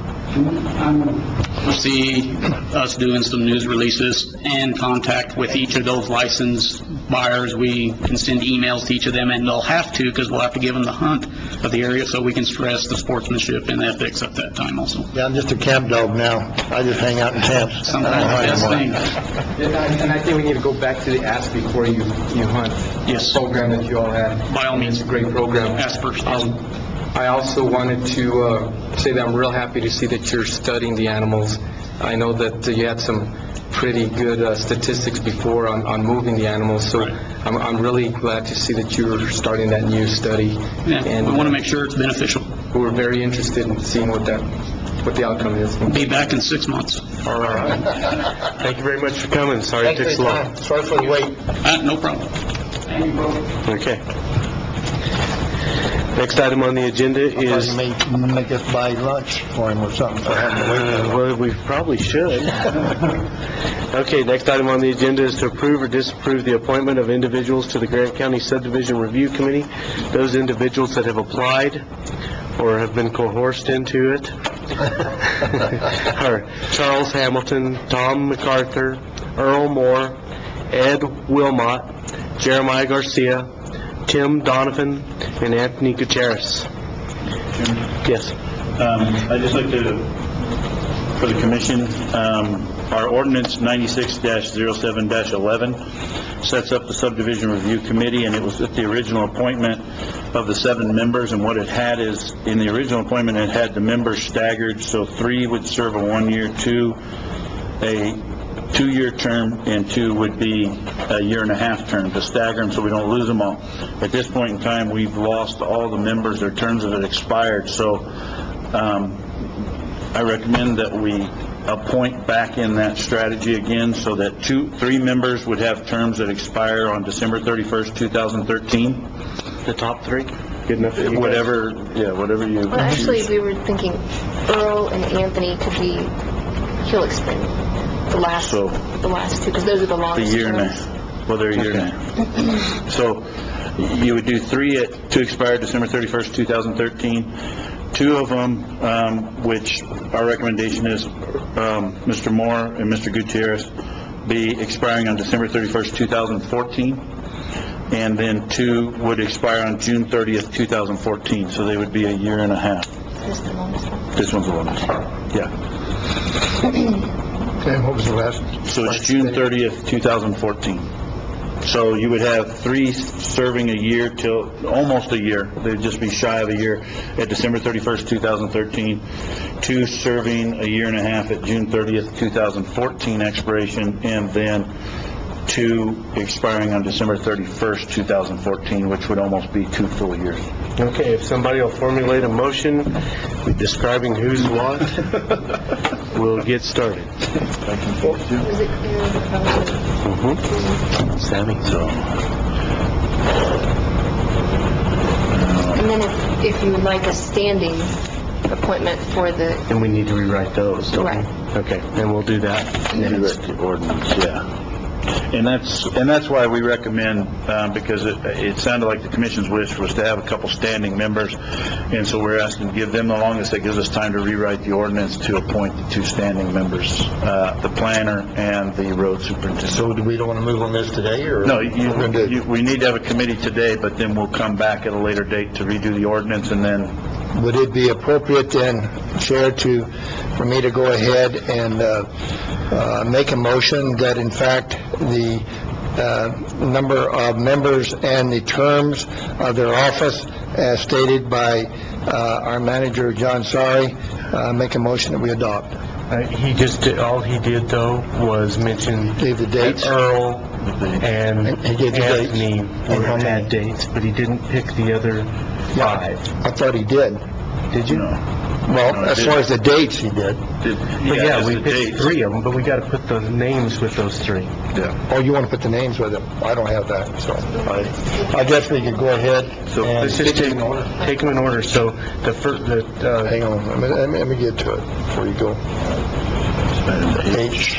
Yes, sir. So you could do as okay, what we could do Hamilton, MacArthur, and Wilmot. For the 13th? Yes. Okay. And then Moore and Gutierrez, the next group. For the 14th? 2014. And then we would have Garcia, Donovan. As the 6th, 14th? Yeah. Okay. There's a motion. Is there a second? Second. There's a motion and a proper second to appoint Charles Hamilton for a 2013 ending term, Thomas MacArthur for a 2013 ending term, Earl Moore for a 2014 ending term, Ed Wilmot for a 2013 ending term, Jeremiah Garcia for a 6/14 ending term, Tim Donovan for a 6/14 ending term, and Anthony Gutierrez for a 2014 regular year ending term. Is there any discussion on that motion? Mr. Chairman? Yes. I just have one comment. The comment is that for pretty much every subdivision, whether it's for committee review or for approval by the commission, staff makes recommendations and reviews the plans. And so I just, as a member of the commission, making recommendations at the same time, I just hope that there's no conflict in being a member and making the recommendations that staff has to make. If you find some, bring it back to us and we'll deal with it. Okay. Plus, you're just making a recommendation and not voting on it. Sometimes there's recommendations that have to be adhered to before approval. And although the subdivision review committee does not actually approve a subdivision, they do approve ones that go for plan review. So there are some instances where they will be doing approving some subdivisions. So we make recommendations usually on engineering or standard form context, but I just want to make sure that there's not going to be any type of Were you threatened to put your name down? No? Okay. Not too hard. No, and I'd just like to point out, because there are 7 members, there would only be 2 votes out of 7.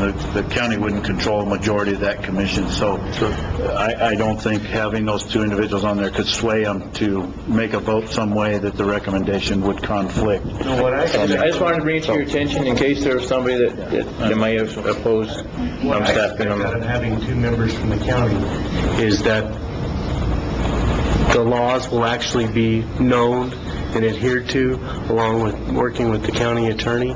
Because if you just have individuals from the general population, they may not know all the innuendos that you have to deal with every day. And history. So, and history. So if you're not there, they may do something that we have to correct anyway. And I understand that, Mr. Chairman. I just wanted to bring to the attention of the commission. And if we have a problem, we'll deal with it.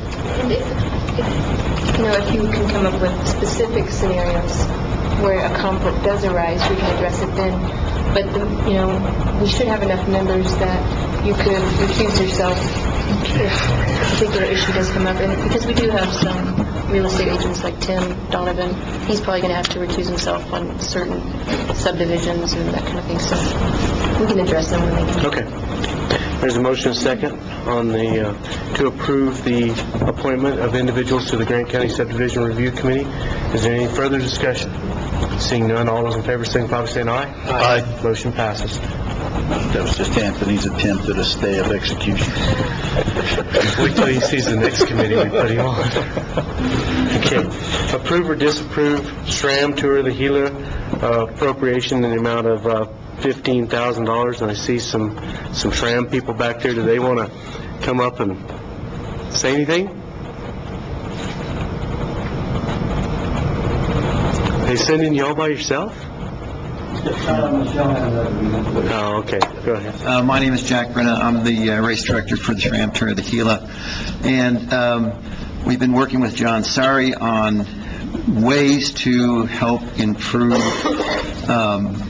getting the word out about tourism for our area and using the Tour of the Gila as that vehicle for doing that. And our approach this year is to use a woman out of California. Her name is Lynn Lamaram, and I think that's her name. It's not.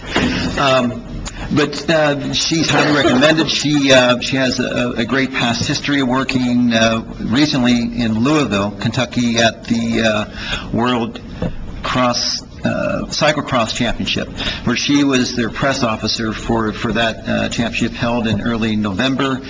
She did all social media, and her main focus was use social media, Facebook, Twitter, Instagram, as a way of promoting Louisville as a destination place for tourism. And Lynn comes from a long background of race knowledge. She's been to our race a number of times, and she wants to take that same formula and come here and use, again, social media, Facebook, Twitter, Instagram, press conferences, press releases about the race, going into the race, interviews of racers while they're here, posting those on our website, and also doing press releases as the races occur, and getting it out to national, international media sources.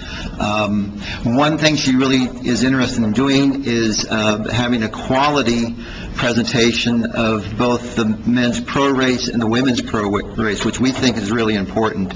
We had issues last year when we had another company here covering the Tour of the Gila. We got an angry email from a father from Sweden whose daughter was racing here. We weren't covering the women adequately last year. We want to do that this year with Twitter, and we think we can really promote our area as a tourist destination using Lynn and her knowledge in marketing, knowledge in the internet I guess, framework of things, to really use, again, the Tour of the Gila as a vehicle for promoting tourism for Grant County, primarily, but also the state of New Mexico. Okay. Anybody have questions for Jack? Oh, do you have something else, Jack? No, I'm okay. Just thank you for bringing this to Grant County. It's great for our area, and we appreciate you. Thank you. So, I just wanted to let you know that Jack and I spoke a little bit yesterday, and one of the things we talked about is kind of how to promote, and kind of everybody spoke about it today, is about the beautiful area we have, the forest and the hiking, the mountain bike riding, backpacking, the walking, the fishing. That's maybe kind of how she's going to promote this area to bring people in as tourists, because a lot of people that are going to be following the race are outdoors type of people. And so that's kind of what we were talking about, is maybe getting with her and starting to promote what the great outdoors brings here in Grant County, Silver City area, and start attracting those people that are following this race. And so that's kind of what we were looking at as the marketing of Grant County. And then she'll also market downtown, the businesses, so that people, as they come to the race, the racers will be able to know where they're going to go eat, where are the good places, where are the recommended spots by the locals. So good. Yeah. And my son's a cyclist, has been a cyclist for many years, and I've got to know a lot of them, and like John said, so many of these individuals, they come to this meet, to this race, and then they come back. They come back to visit, to hike, to camp, and some to live. So it's a great opportunity for the community. It really is. I'd like to add that Lynn is very approachable as far as trying to talk to her about how we want to market this thing. Good. Okay. I accept the motion. I would move that we approve the SCAM Tour of the Gila sponsorship for $15,000. Second. There's a motion and a second to approve $15,000 for the SRAM Tour of the Gila. Is there any discussion on that motion? Seeing none, all those in favor, signify by saying aye. Aye. Motion passes. Thank you very much, Jack, for bringing that to us. Thanks, Jack. Next item is approve or disapprove lower members, volunteer firefighters, annual reporting to the Public Employees Retirement Association of New Mexico. And John went over this in the work session, so if anybody has any questions, we do that, or you can go straight to a motion. Mr. Chairman, I'd like to make the motion that we approve the lower members volunteer fighters annual reporting to the Public Employees Retirement Association of New Mexico. I would second that. There's a motion and proper second to approve the lower members volunteer firefighters annual reporting to the Public Employees Retirement Association. Is there any discussion on that motion? Seeing none, all those in favor signify by saying aye. Aye. Motion passes. Approve or disapprove EMS Fund Act application for the Sapio Creek Volunteer Fire Department. We went over this also on Tuesday. Mr. Chairman, I'd like to make the motion that we approve the EMS Fund Act application for the Sapio Creek Volunteer Fire and Rescue Department. I would second that. There's a motion and proper second to approve the EMS Fund Act application for Sapio Creek. Is there any discussion on that motion? Seeing none, all those in favor signify by saying aye. Aye. Motion passes. Contracts and agreements. And we are going to, well, this is a DWI agreement, isn't it? Yes. Okay, approve or disapprove amendment to agreement number A1214, grant agreement with the New Mexico Department of Finance and Administration for the DWI program for the fiscal year 2013 in the amount of $91,300. We went over this on Tuesday also. Mr. Chairman, I would make a motion to approve the amendment to the agreement on number A-12-14. I second. The motion and proper second to approve A1214. There's any discussion? Seeing none, all those in favor signify by saying aye. Aye. Motion passes. Approve or disapprove agreement number A1256, a memorandum of understanding with the Grant County Community Health Council for the purpose of planning, coordinating local health, wellness, and other related services. Mr. Chairman, I'd like to make the motion that we approve agreement number A-12-56. I would second that. There's a motion and proper second to approve A1256. Is there any discussion on the motion?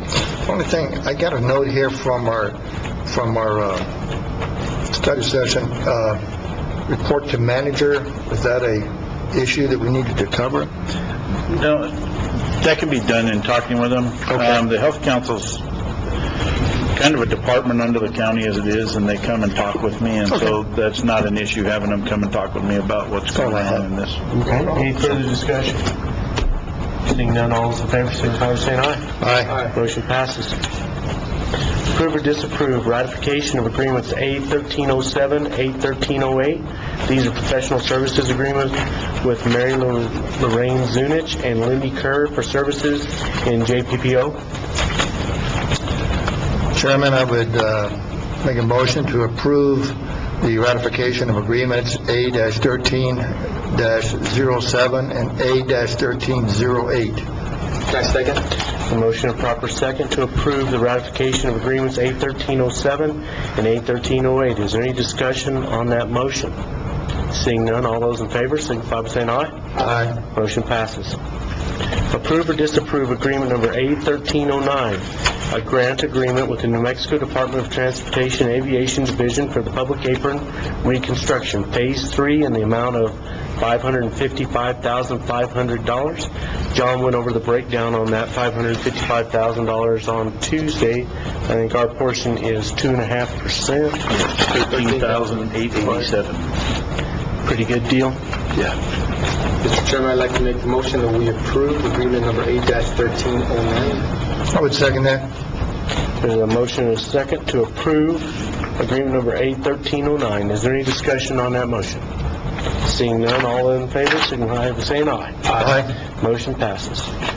Approve or disapprove agreement number number 1 to 2011 federal grant EMW-2011 EP0051 with the New Mexico Department of Homeland Security and Emergency in the amount of $10,728.43. Chairman, I would like to move to approve the amendment number 1 to 2011 federal grant number EMW 2011 EP-0051.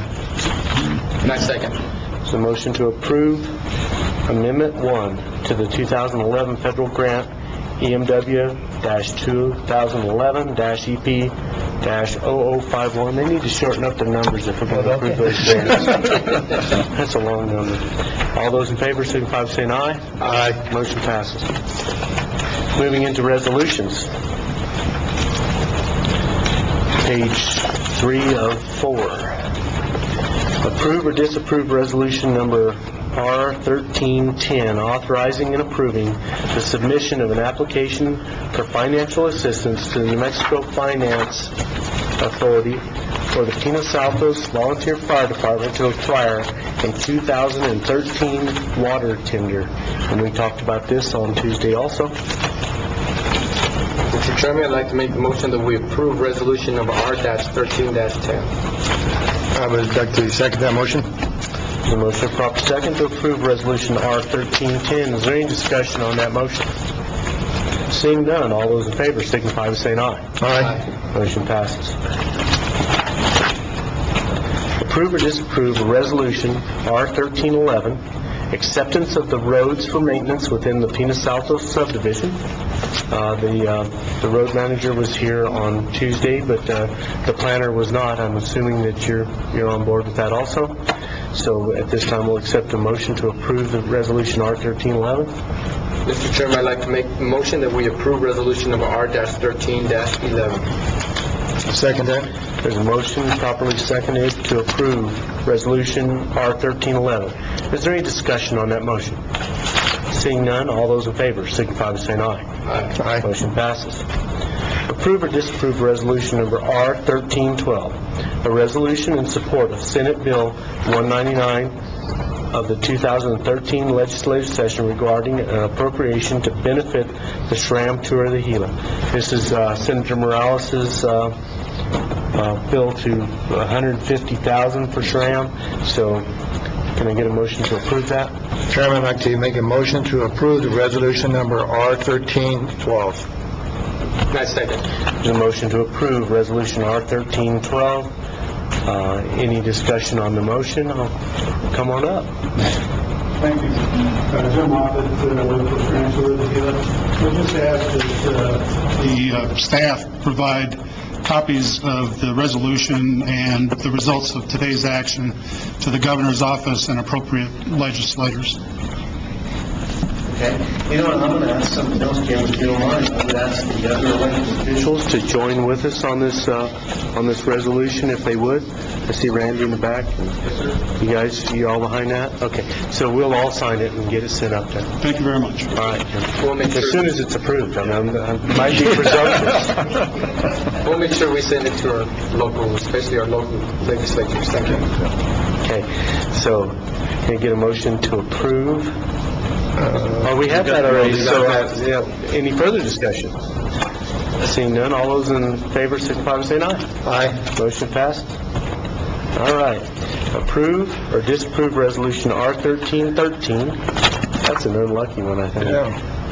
A resolution in support of Senate Bill House 80, House Bill 56, House Bill 100, Senate Bill 219 of the 2013 legislative session, which are related to funding for the New Mexico fruits and vegetables for school meals, accelerating food growth in rural communities, and development and promotion of New Mexico farmers markets. These are the bills that Alicia was here earlier to ask us to support. So, is there any, can we get a motion to approve? Yes, sir. Mr. Chairman, I'd like to make the motion that we approve resolution number R-13-13. Second that. There's a motion, a proper second to approve R-13-13. Is there any discussion on that motion? Seeing none, all those in favor signify by saying aye. Aye. Motion passes. Approve or disapprove resolution R-13-14, authorizing the county manager to approve and execute professional services agreement and amendments for the purpose of carrying out the mission of Grant County not to exceed $20,000. This was something Judge Hall asked for when he first got here, so do you have anything you want to...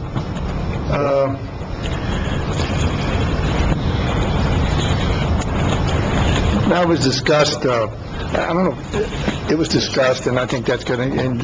Yeah, we made the changes from Tuesday. We originally presented to you as just the JPPO contracts because we changed those so many times, but after discussions in Tuesday's work session, we went ahead and amended the resolution, so it's all agreements under $20,000, and then we'll bring them back and ratify in front of the commission at a later time.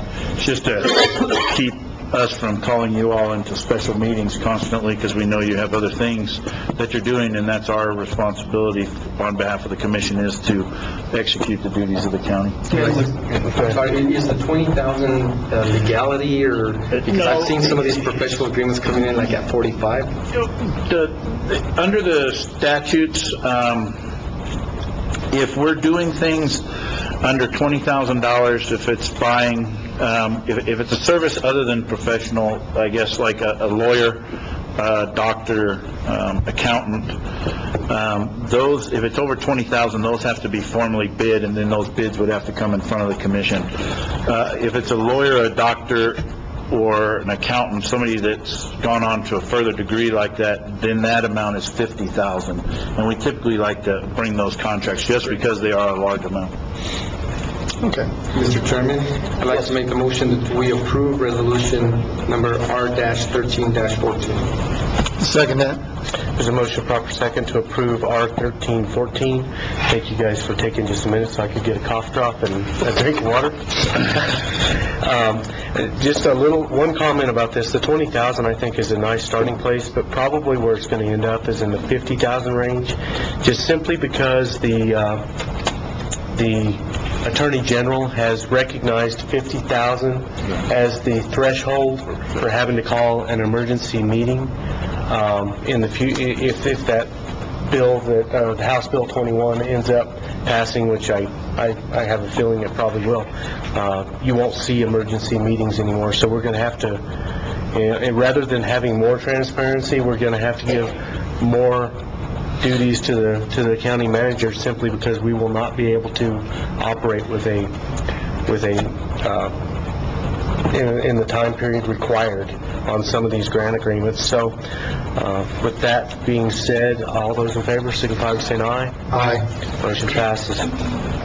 Approve or disapprove a resolution R-13-15. This is designating Tyrone MDWCA service area as a colonia within the Grant County. We heard from them on Tuesday also. Chairman, I would move that we adopt resolution R-13-15.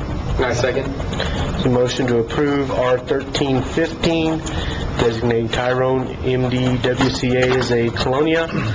Any discussion on the motion? Seeing none, all those in favor? Oh, sir, come on up. Thank you, Mr. Chairman. I simply want to express a warm, deep satisfaction with being here, present to take note that Tyrone, Nuevo Mexico, has now become La Gran Colonia del Condado de Grant. All right, any further discussion? Seeing none, all those in favor, signify by saying aye. Aye. Motion passes.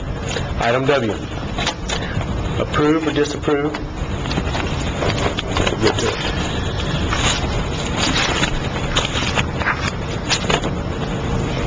Approve or disapprove a resolution R-1316, a resolution in support of the New Mexico Environment Department's proposed copper rule. Go ahead. I just wanted to let the commission know, Mr. Chairman, Commissioners, this is the resolution that we talked about on Tuesday. On Tuesday, we talked about a letter.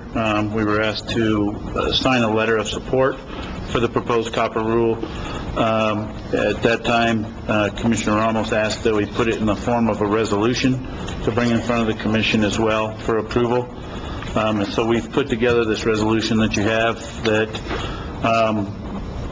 I don't know if you want us to read it since we haven't, but it just, the resolution talks about the groups coming together to work on it, that the rule is going to go in front of the Water Quality Control Commission, that the copper industries in 2011 have brought $150 million to Grant County in economic impact directly and indirectly, and $326 million to the state of New Mexico for that same period directly and indirectly. And so they've brought a lot of to the state.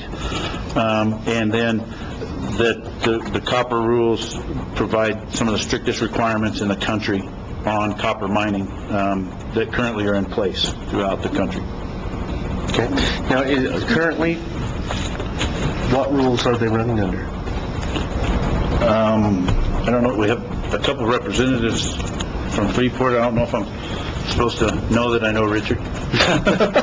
He was hiding in the back. He can probably answer your question. Blame it on me anyway. Yeah. I don't know John either, so how can I help you? I just was asking, you know, these are new rules, so I was wondering, what rules are you running under currently? Well, we have current environmental regulations. What Copper Rules is in response to legislation that was signed by Governor Richardson to bring improvements to the current process for regulating mining in the state, and making them clear and consistent. Right now, they're ad hoc and vary from site to site. And oh gosh, we had 6 months of meetings monthly, I believe. It was facilitated by the Environment Department, and all the viewpoints were heard. And what's happened is we've got now, individual interests were heard, but we've now got proposed regulations that balance all these concerns into one means of ensuring consistency across the entire state for regulating the mines. They are primarily concerned with groundwater protection requirements in New Mexico. Okay. So at this time, I'll accept a motion. Mr. Chairman, I'd like to make a motion that we approve resolution number R-13-16. I'd second that. There's a motion and a second to approve R-1316, a resolution in support of the New Mexico Environment Department's proposed copper rule. Is there any discussion on that motion? Seeing none, all those in favor signify by saying aye. Aye. Motion passes. Okay, at this time, I take a motion to recess as the Grant County Board of Commissioners. So moved. Second. We stand in recess. Call to order the Grant County Indigent Healthcare Claims Board. First item on the agenda is the approve or disapprove of February 1st, 2013 indigent burial certificate for DeRosa's Funeral Chapels. Chairman, I would move that we accept the indigent burial certificate at DeRosa's Funeral Chapels. And I second. A motion, proper second, to approve the indigent burial certificate. Is there any discussion on that motion? Seeing none, all those in favor, signify by saying aye. Aye. Motion passes. Approve or disapprove the January 2013 indigent claims. Mr. Chairman, I'd like to make the motion that we approve January 2013 indigent claims. I would second that. There's a motion and a second to approve the January 2013 indigent claims. There was 1,339 claims for $681,313.06. Any discussion on the motion? Seeing none, all those in favor, signify by saying aye. Aye. Motion passes. I'd accept a motion to adjourn from the Grant County Indigent Healthcare Claims Board. So moved. Second. All those in favor, signify by saying aye. Aye. Motion passes. Call to order the Grant County Board of Commissioners. At this time, we'll stand for county reports. Sheriff, go ahead. Can you pull the mic up to you there, Sheriff? Thank you. Thank you, Mr. Chairman, Commissioners. I just wanted to, I didn't have an opportunity on Tuesday to thank my staff. We've actually been having a lot of major events happening in the county, and without the staff, it'd be pretty hard, and they've been doing a really good job, and I just want to commend them for the work that they do. The job that we do is very stressful, and they do a lot of work that I want to give them a lot of credit for, because it's hard to be a police officer, and they deal with a lot of stuff, so I just want to thank them for what they do. Thank you. You bet. That must have been a wild night the other night, huh? Yeah, it was. Okay.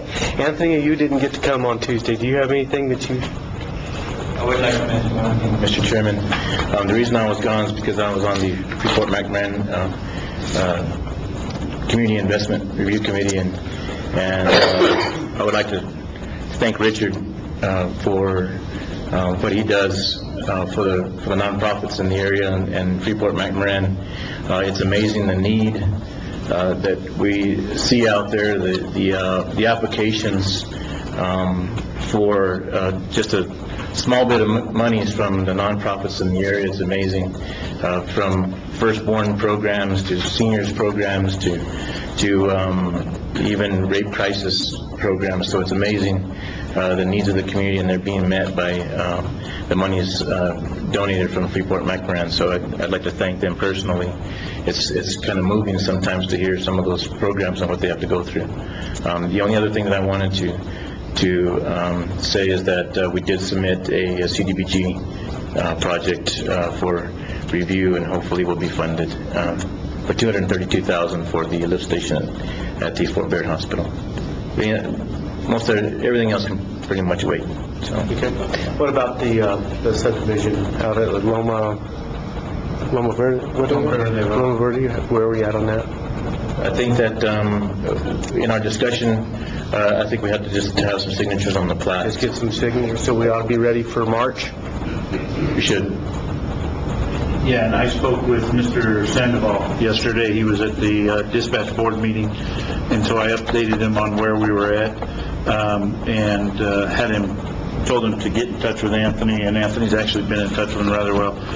The attorney's working on that dedication language as she talked about Tuesday, Abby is, and then I told him we'll get it to him, and he said he would go around and get those signatures again on the plat, like he did on the petition, to get that in front. And we're pushing to hopefully get it in front of you on the 21st meeting of March, is what I told him. Okay. If he can get the signatures. Speaking of dispatch, I hear congratulations are in order, huh? Oh, yeah, I didn't tell. Would you leave the room? Go get a cup of coffee and come back as chairman? No, I was in a room full of police chiefs and a commissioner, and I was the only one that wasn't elected or carrying a gun. So the only one that didn't have a gun in the room. I don't know if Commissioner Hall was packing or not, but I wasn't going to take any chances. I'm not going there. Steve, do you have something to add to Tuesday? Mr. Chairman and Commissioners, I just wanted to clarify, I guess I had a little bit of a misunderstanding on the solid waste. Apparently there's a series of steps that have to be addressed.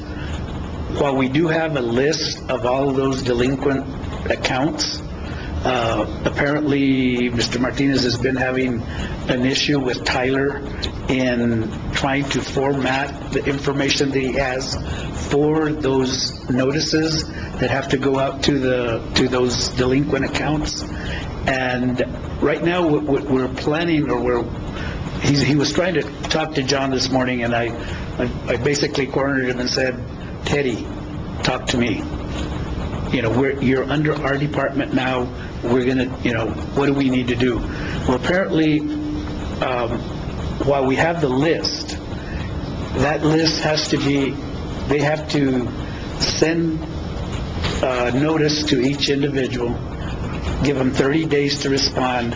On that notice, there will be a hearing date that is scheduled, which has to be about 15 days, I believe it is. So right now, we're looking at possibly between the 15th and the 30th of March as the day that he would have the notices sent out to the individual customers, and with a hearing date in giving them to the end of April to catch up their bills. And then the hearing date would be approximately the first week or the 15th of May. And at that time, you would approve the list for, whatever filing of the liens. And then he would proceed with the filing of the liens once that has been, and they get another, for some reason, like another 30-day grace period. And So we're in July. Yeah. That's all right. Well, no, I think it's June, about the middle of June would be the date that you would do the final approval, and then he has approximately 10 days to file the liens. So, just... Okay, well, I really appreciate you being so proactive on this and getting it all lined out so we get her done, though. Yeah. Okay. Randy, you're sitting in the back hiding, but I know you have something to say, because you always do. I do. Mr. Assessor. Thank you, Mr. Chairman, and members of the board. Apologize for actually not being here at the meeting. I was on a conference call with NMEC. But I just want to remind the public that February 28th is the last day to report any livestock owned in Grant County, business fixtures and equipment. So you need to report that to the assessor's office by the end of February. Manufactured home, if you want to manufacture home, you need to notify our office as well. For this, you'll avoid all the penalties that come with it. The other thing is, real quick, I wanted to talk about Senate Bill 586 with the medical reimbursements to hospitals and sole providers. I think what that does is allow people in our local jails that don't have insurance to actually go through the provider. I know they're going to get a hold of John and get some numbers. I know Senator Heinrich did wanted to hear from each county that's on the CMS funding. But something that I can talk to John about later. It does not, if you have to be a citizen of the United States, obviously, to get this, so those are excluded that are in our jails, that are illegal immigrants. That might help the counties in some of that reimbursement. I'm not sure how that works, but John, I think they're going to get a hold of you on that. The other one, real quick, was the off-road motor vehicles. Asked me some questions on that. I think Ketchikan County was really, I think our support was for Ketchikan County. So there'll be another conference call next Thursday, and I'd like to get with you, Mr. Chairman, and see where we stand on those as far as... Talking about the off-road vehicles on the... That's correct. Off-road motor vehicle routes and the highway motor vehicle. That was Representative Martinez's bill, right? Yes. Okay. And I think it was more being pushed by Ketchikan County because of the fact that allowing hunters that have vehicles that can be on the road once they meet the requirements in order to come to town, get supplies and stuff like that, rather than, having to come on their vehicles in a certain distance. But with that, obviously, comes... And that was a local option bill. I mean, that is correct. Commission could actually go out and pass a ordinance stating that they can go ahead and use their vehicles in town. I don't see that happening here in Silver City, right. But you might have that happen down in the Mimbres, all the small Lake Roberts areas. You see people driving those OHVs, to get from friend to friend's house and to the little store there and get back. So I think those are the areas that will really benefit from it. And that's where the idea came from, help these small communities save a little bit of gas and use their ATV versus their big diesel vehicle to move from place to place. Well, even if the county did approve it, though, and correct me if I'm wrong, Mr. Sester, Mr. Commissioner, it would not include municipalities, right? That is correct. Okay. I believe so. Right. And I think, Mr. Chairman and Commissioner Ramos, I think that we were really in support because of what Ketchikan County and the proximity of where they're at in Honey. And of course, Commissioner Ramos is right, named this Lake Roberts area, PA areas, places like that. I think that's what we're talking about. But yes, it would be a local option if it did pass. And that's all I have unless you have any questions. Any questions for Mr. Assessor? Thank you. Yeah, how's your cold? I saw you with Contra doing the same thing. Now I'm never riding to Santa Fe with you again. Okay. Mr. Clerk? Okay. John? Just want to let the commission know we're headed back up to Santa Fe next week. I'll probably be headed back up there to start making the round as we're drawing closer to the end of session.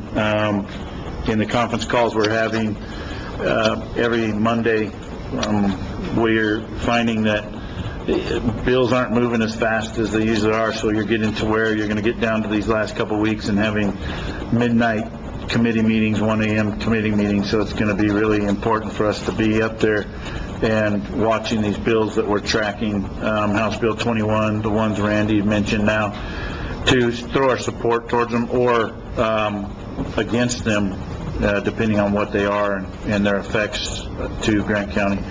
And also, we're getting closer on capital outlay going into, and we've got the project for doing a vault for the sheriff and finishing the front of this building in there. So we want to make sure that we're supporting that and letting the governor know it's a safety issue and not just window dressing that we're trying to do. So that's what we'll be doing. How's capital outlay doing? Have you heard any? I haven't heard any numbers. Originally, the numbers before the beginning of the session were that each senator was going to get just shy of $1 million, and each representative would get around the $400,000 to $500,000 range. I haven't heard any more since they've looked at revenues. They haven't heard that it's gone down. So that's, I guess, a bonus. As far as I know, they're still proceeding with capital outlay. We've submitted our bills. They've all been turned into Legislative Council Services, so all the senators and representatives are proceeding as though they will get capital outlay this year and be able to award it. And so we've got a good shot at getting that $400,000 we've requested. Okay. Any questions? Okay. No, sir. Commissioner? Well, I just wanted to kind of go over a couple issues, and one of the big issues is here lately there's been put a lot of stuff on the internet that just is not true, and I think you really need to question the credibility of some of these internet emails and information out there. For instance, today, I mean, we got challenged about supporting that Senate bill and that capital outlay bill, and it was a waste of time for some of these people that had to get out of work and get here, used by a scare tactic, which is horrid for people. They need to get the facts straight, and honestly, please call us and talk to us before you come in and see where we stand on some of these issues. Things can get twisted in which way people want to twist them and put them up on the air. So, I mean, I definitely wanted to cover that.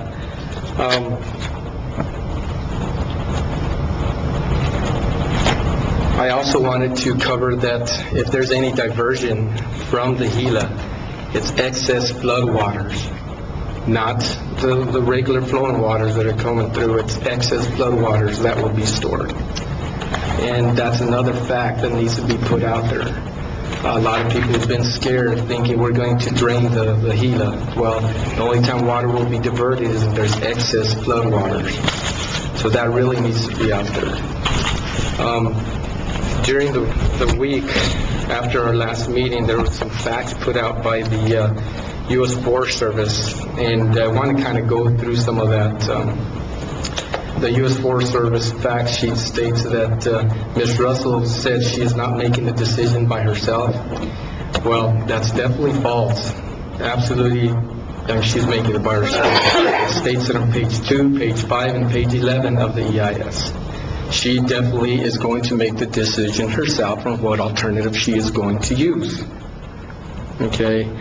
Another question on the 1,281 miles of roads on the the management level 1 roads, about 1,200 of them. It's really something that we're not going to be counting these roads when they're currently being accessed by hunters and accessed by people all the time.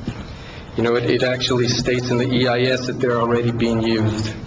There is a difference between a OML1 road and a decommissioned road. A decommissioned road gets brought back to its original state and gets leveled out and helps the erosion problem in that area.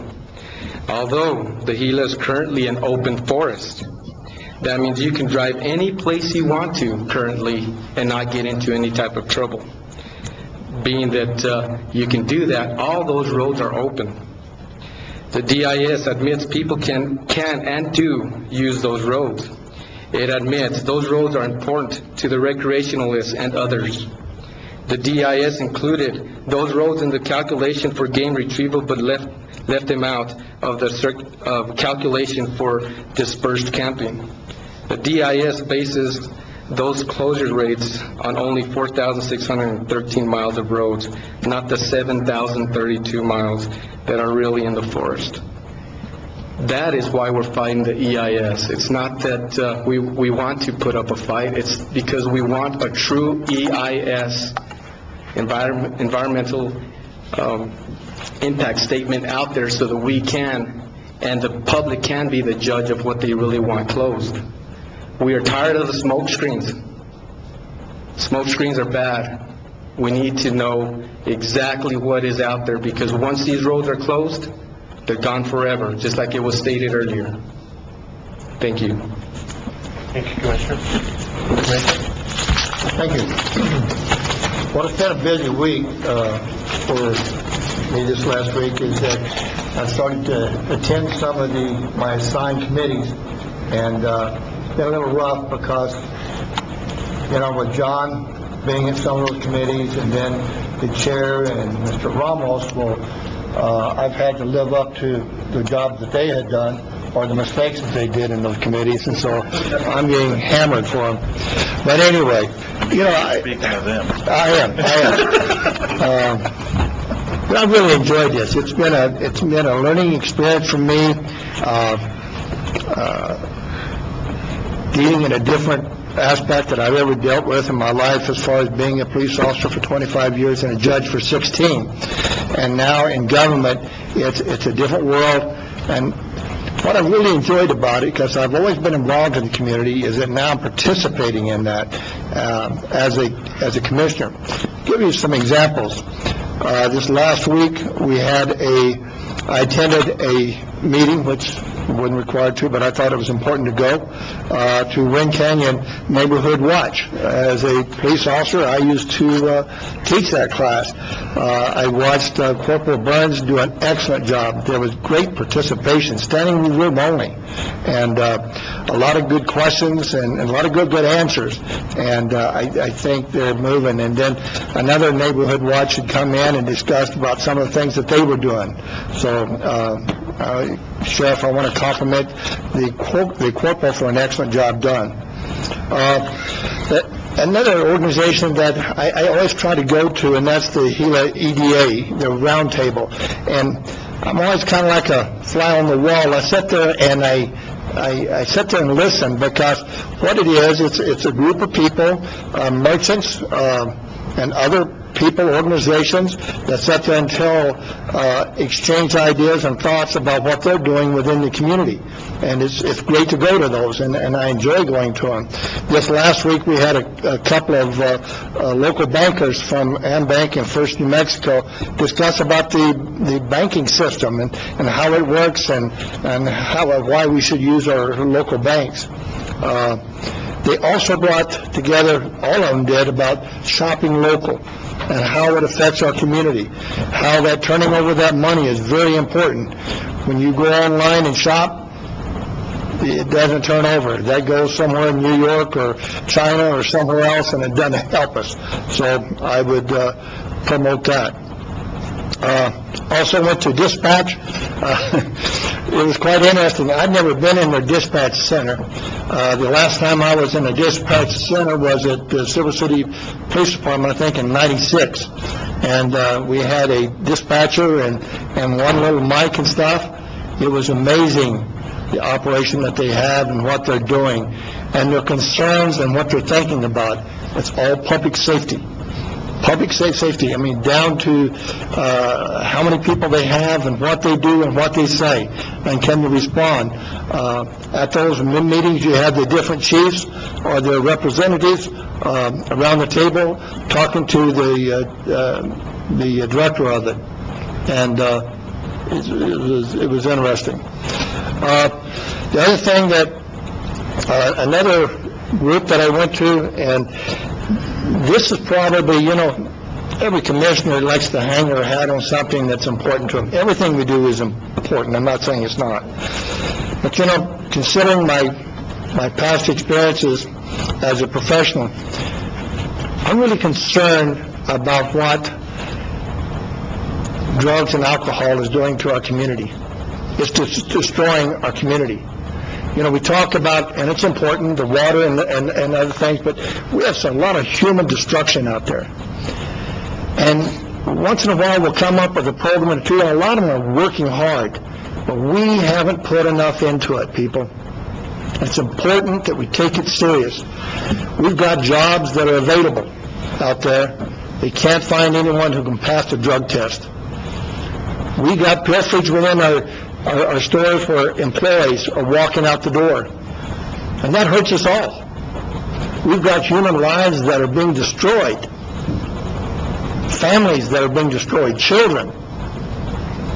And we need to take it serious. And so I hung my hat on this, and it's going to take probably longer, and I'm going to be here to correct it. But I've sat down with the health council and the health department. Yesterday, we went to Fort Bend, we went to Yucca Lodge, talked to another council and stuff. We're going to try to put some things together, and it's going to take us some time. So if anyone has any kind of input or anything they'd like to sit down and talk to me about it, I'd love it. But it's a huge task, but we have to do something. Then tomorrow, I've got to go to TRC. And I don't know what you guys done there, so I haven't met these folks yet. I got to go to a chief elected official meeting in TRC. We're going to talk about economics of the state and what's happening and some grants and stuff. But so I'm excited about that too, and representing this community at that meeting. But I'm enjoying it, and I appreciate what the commission has done before me. It has paved some roads, and I appreciate the work that John and his staff does. It's great. They've helped me a lot. Some people don't understand that I never owned a cell phone before. So John has had to teach me how to use an iPhone and an iPad. And I've got some other people that's in the audience and other staff that has set me down and tried to teach me how to turn it on. But I'm doing pretty good, I think. John? Yes, Am I right? you're doing All right, excellent. good. But I want to thank everyone for their help, and thank the community. A lot of committees out there that citizens are giving their time and money to participate and make this community better, and I want to thank you. That's it. All right. And I won't be as long next time. So you can be as long as you want.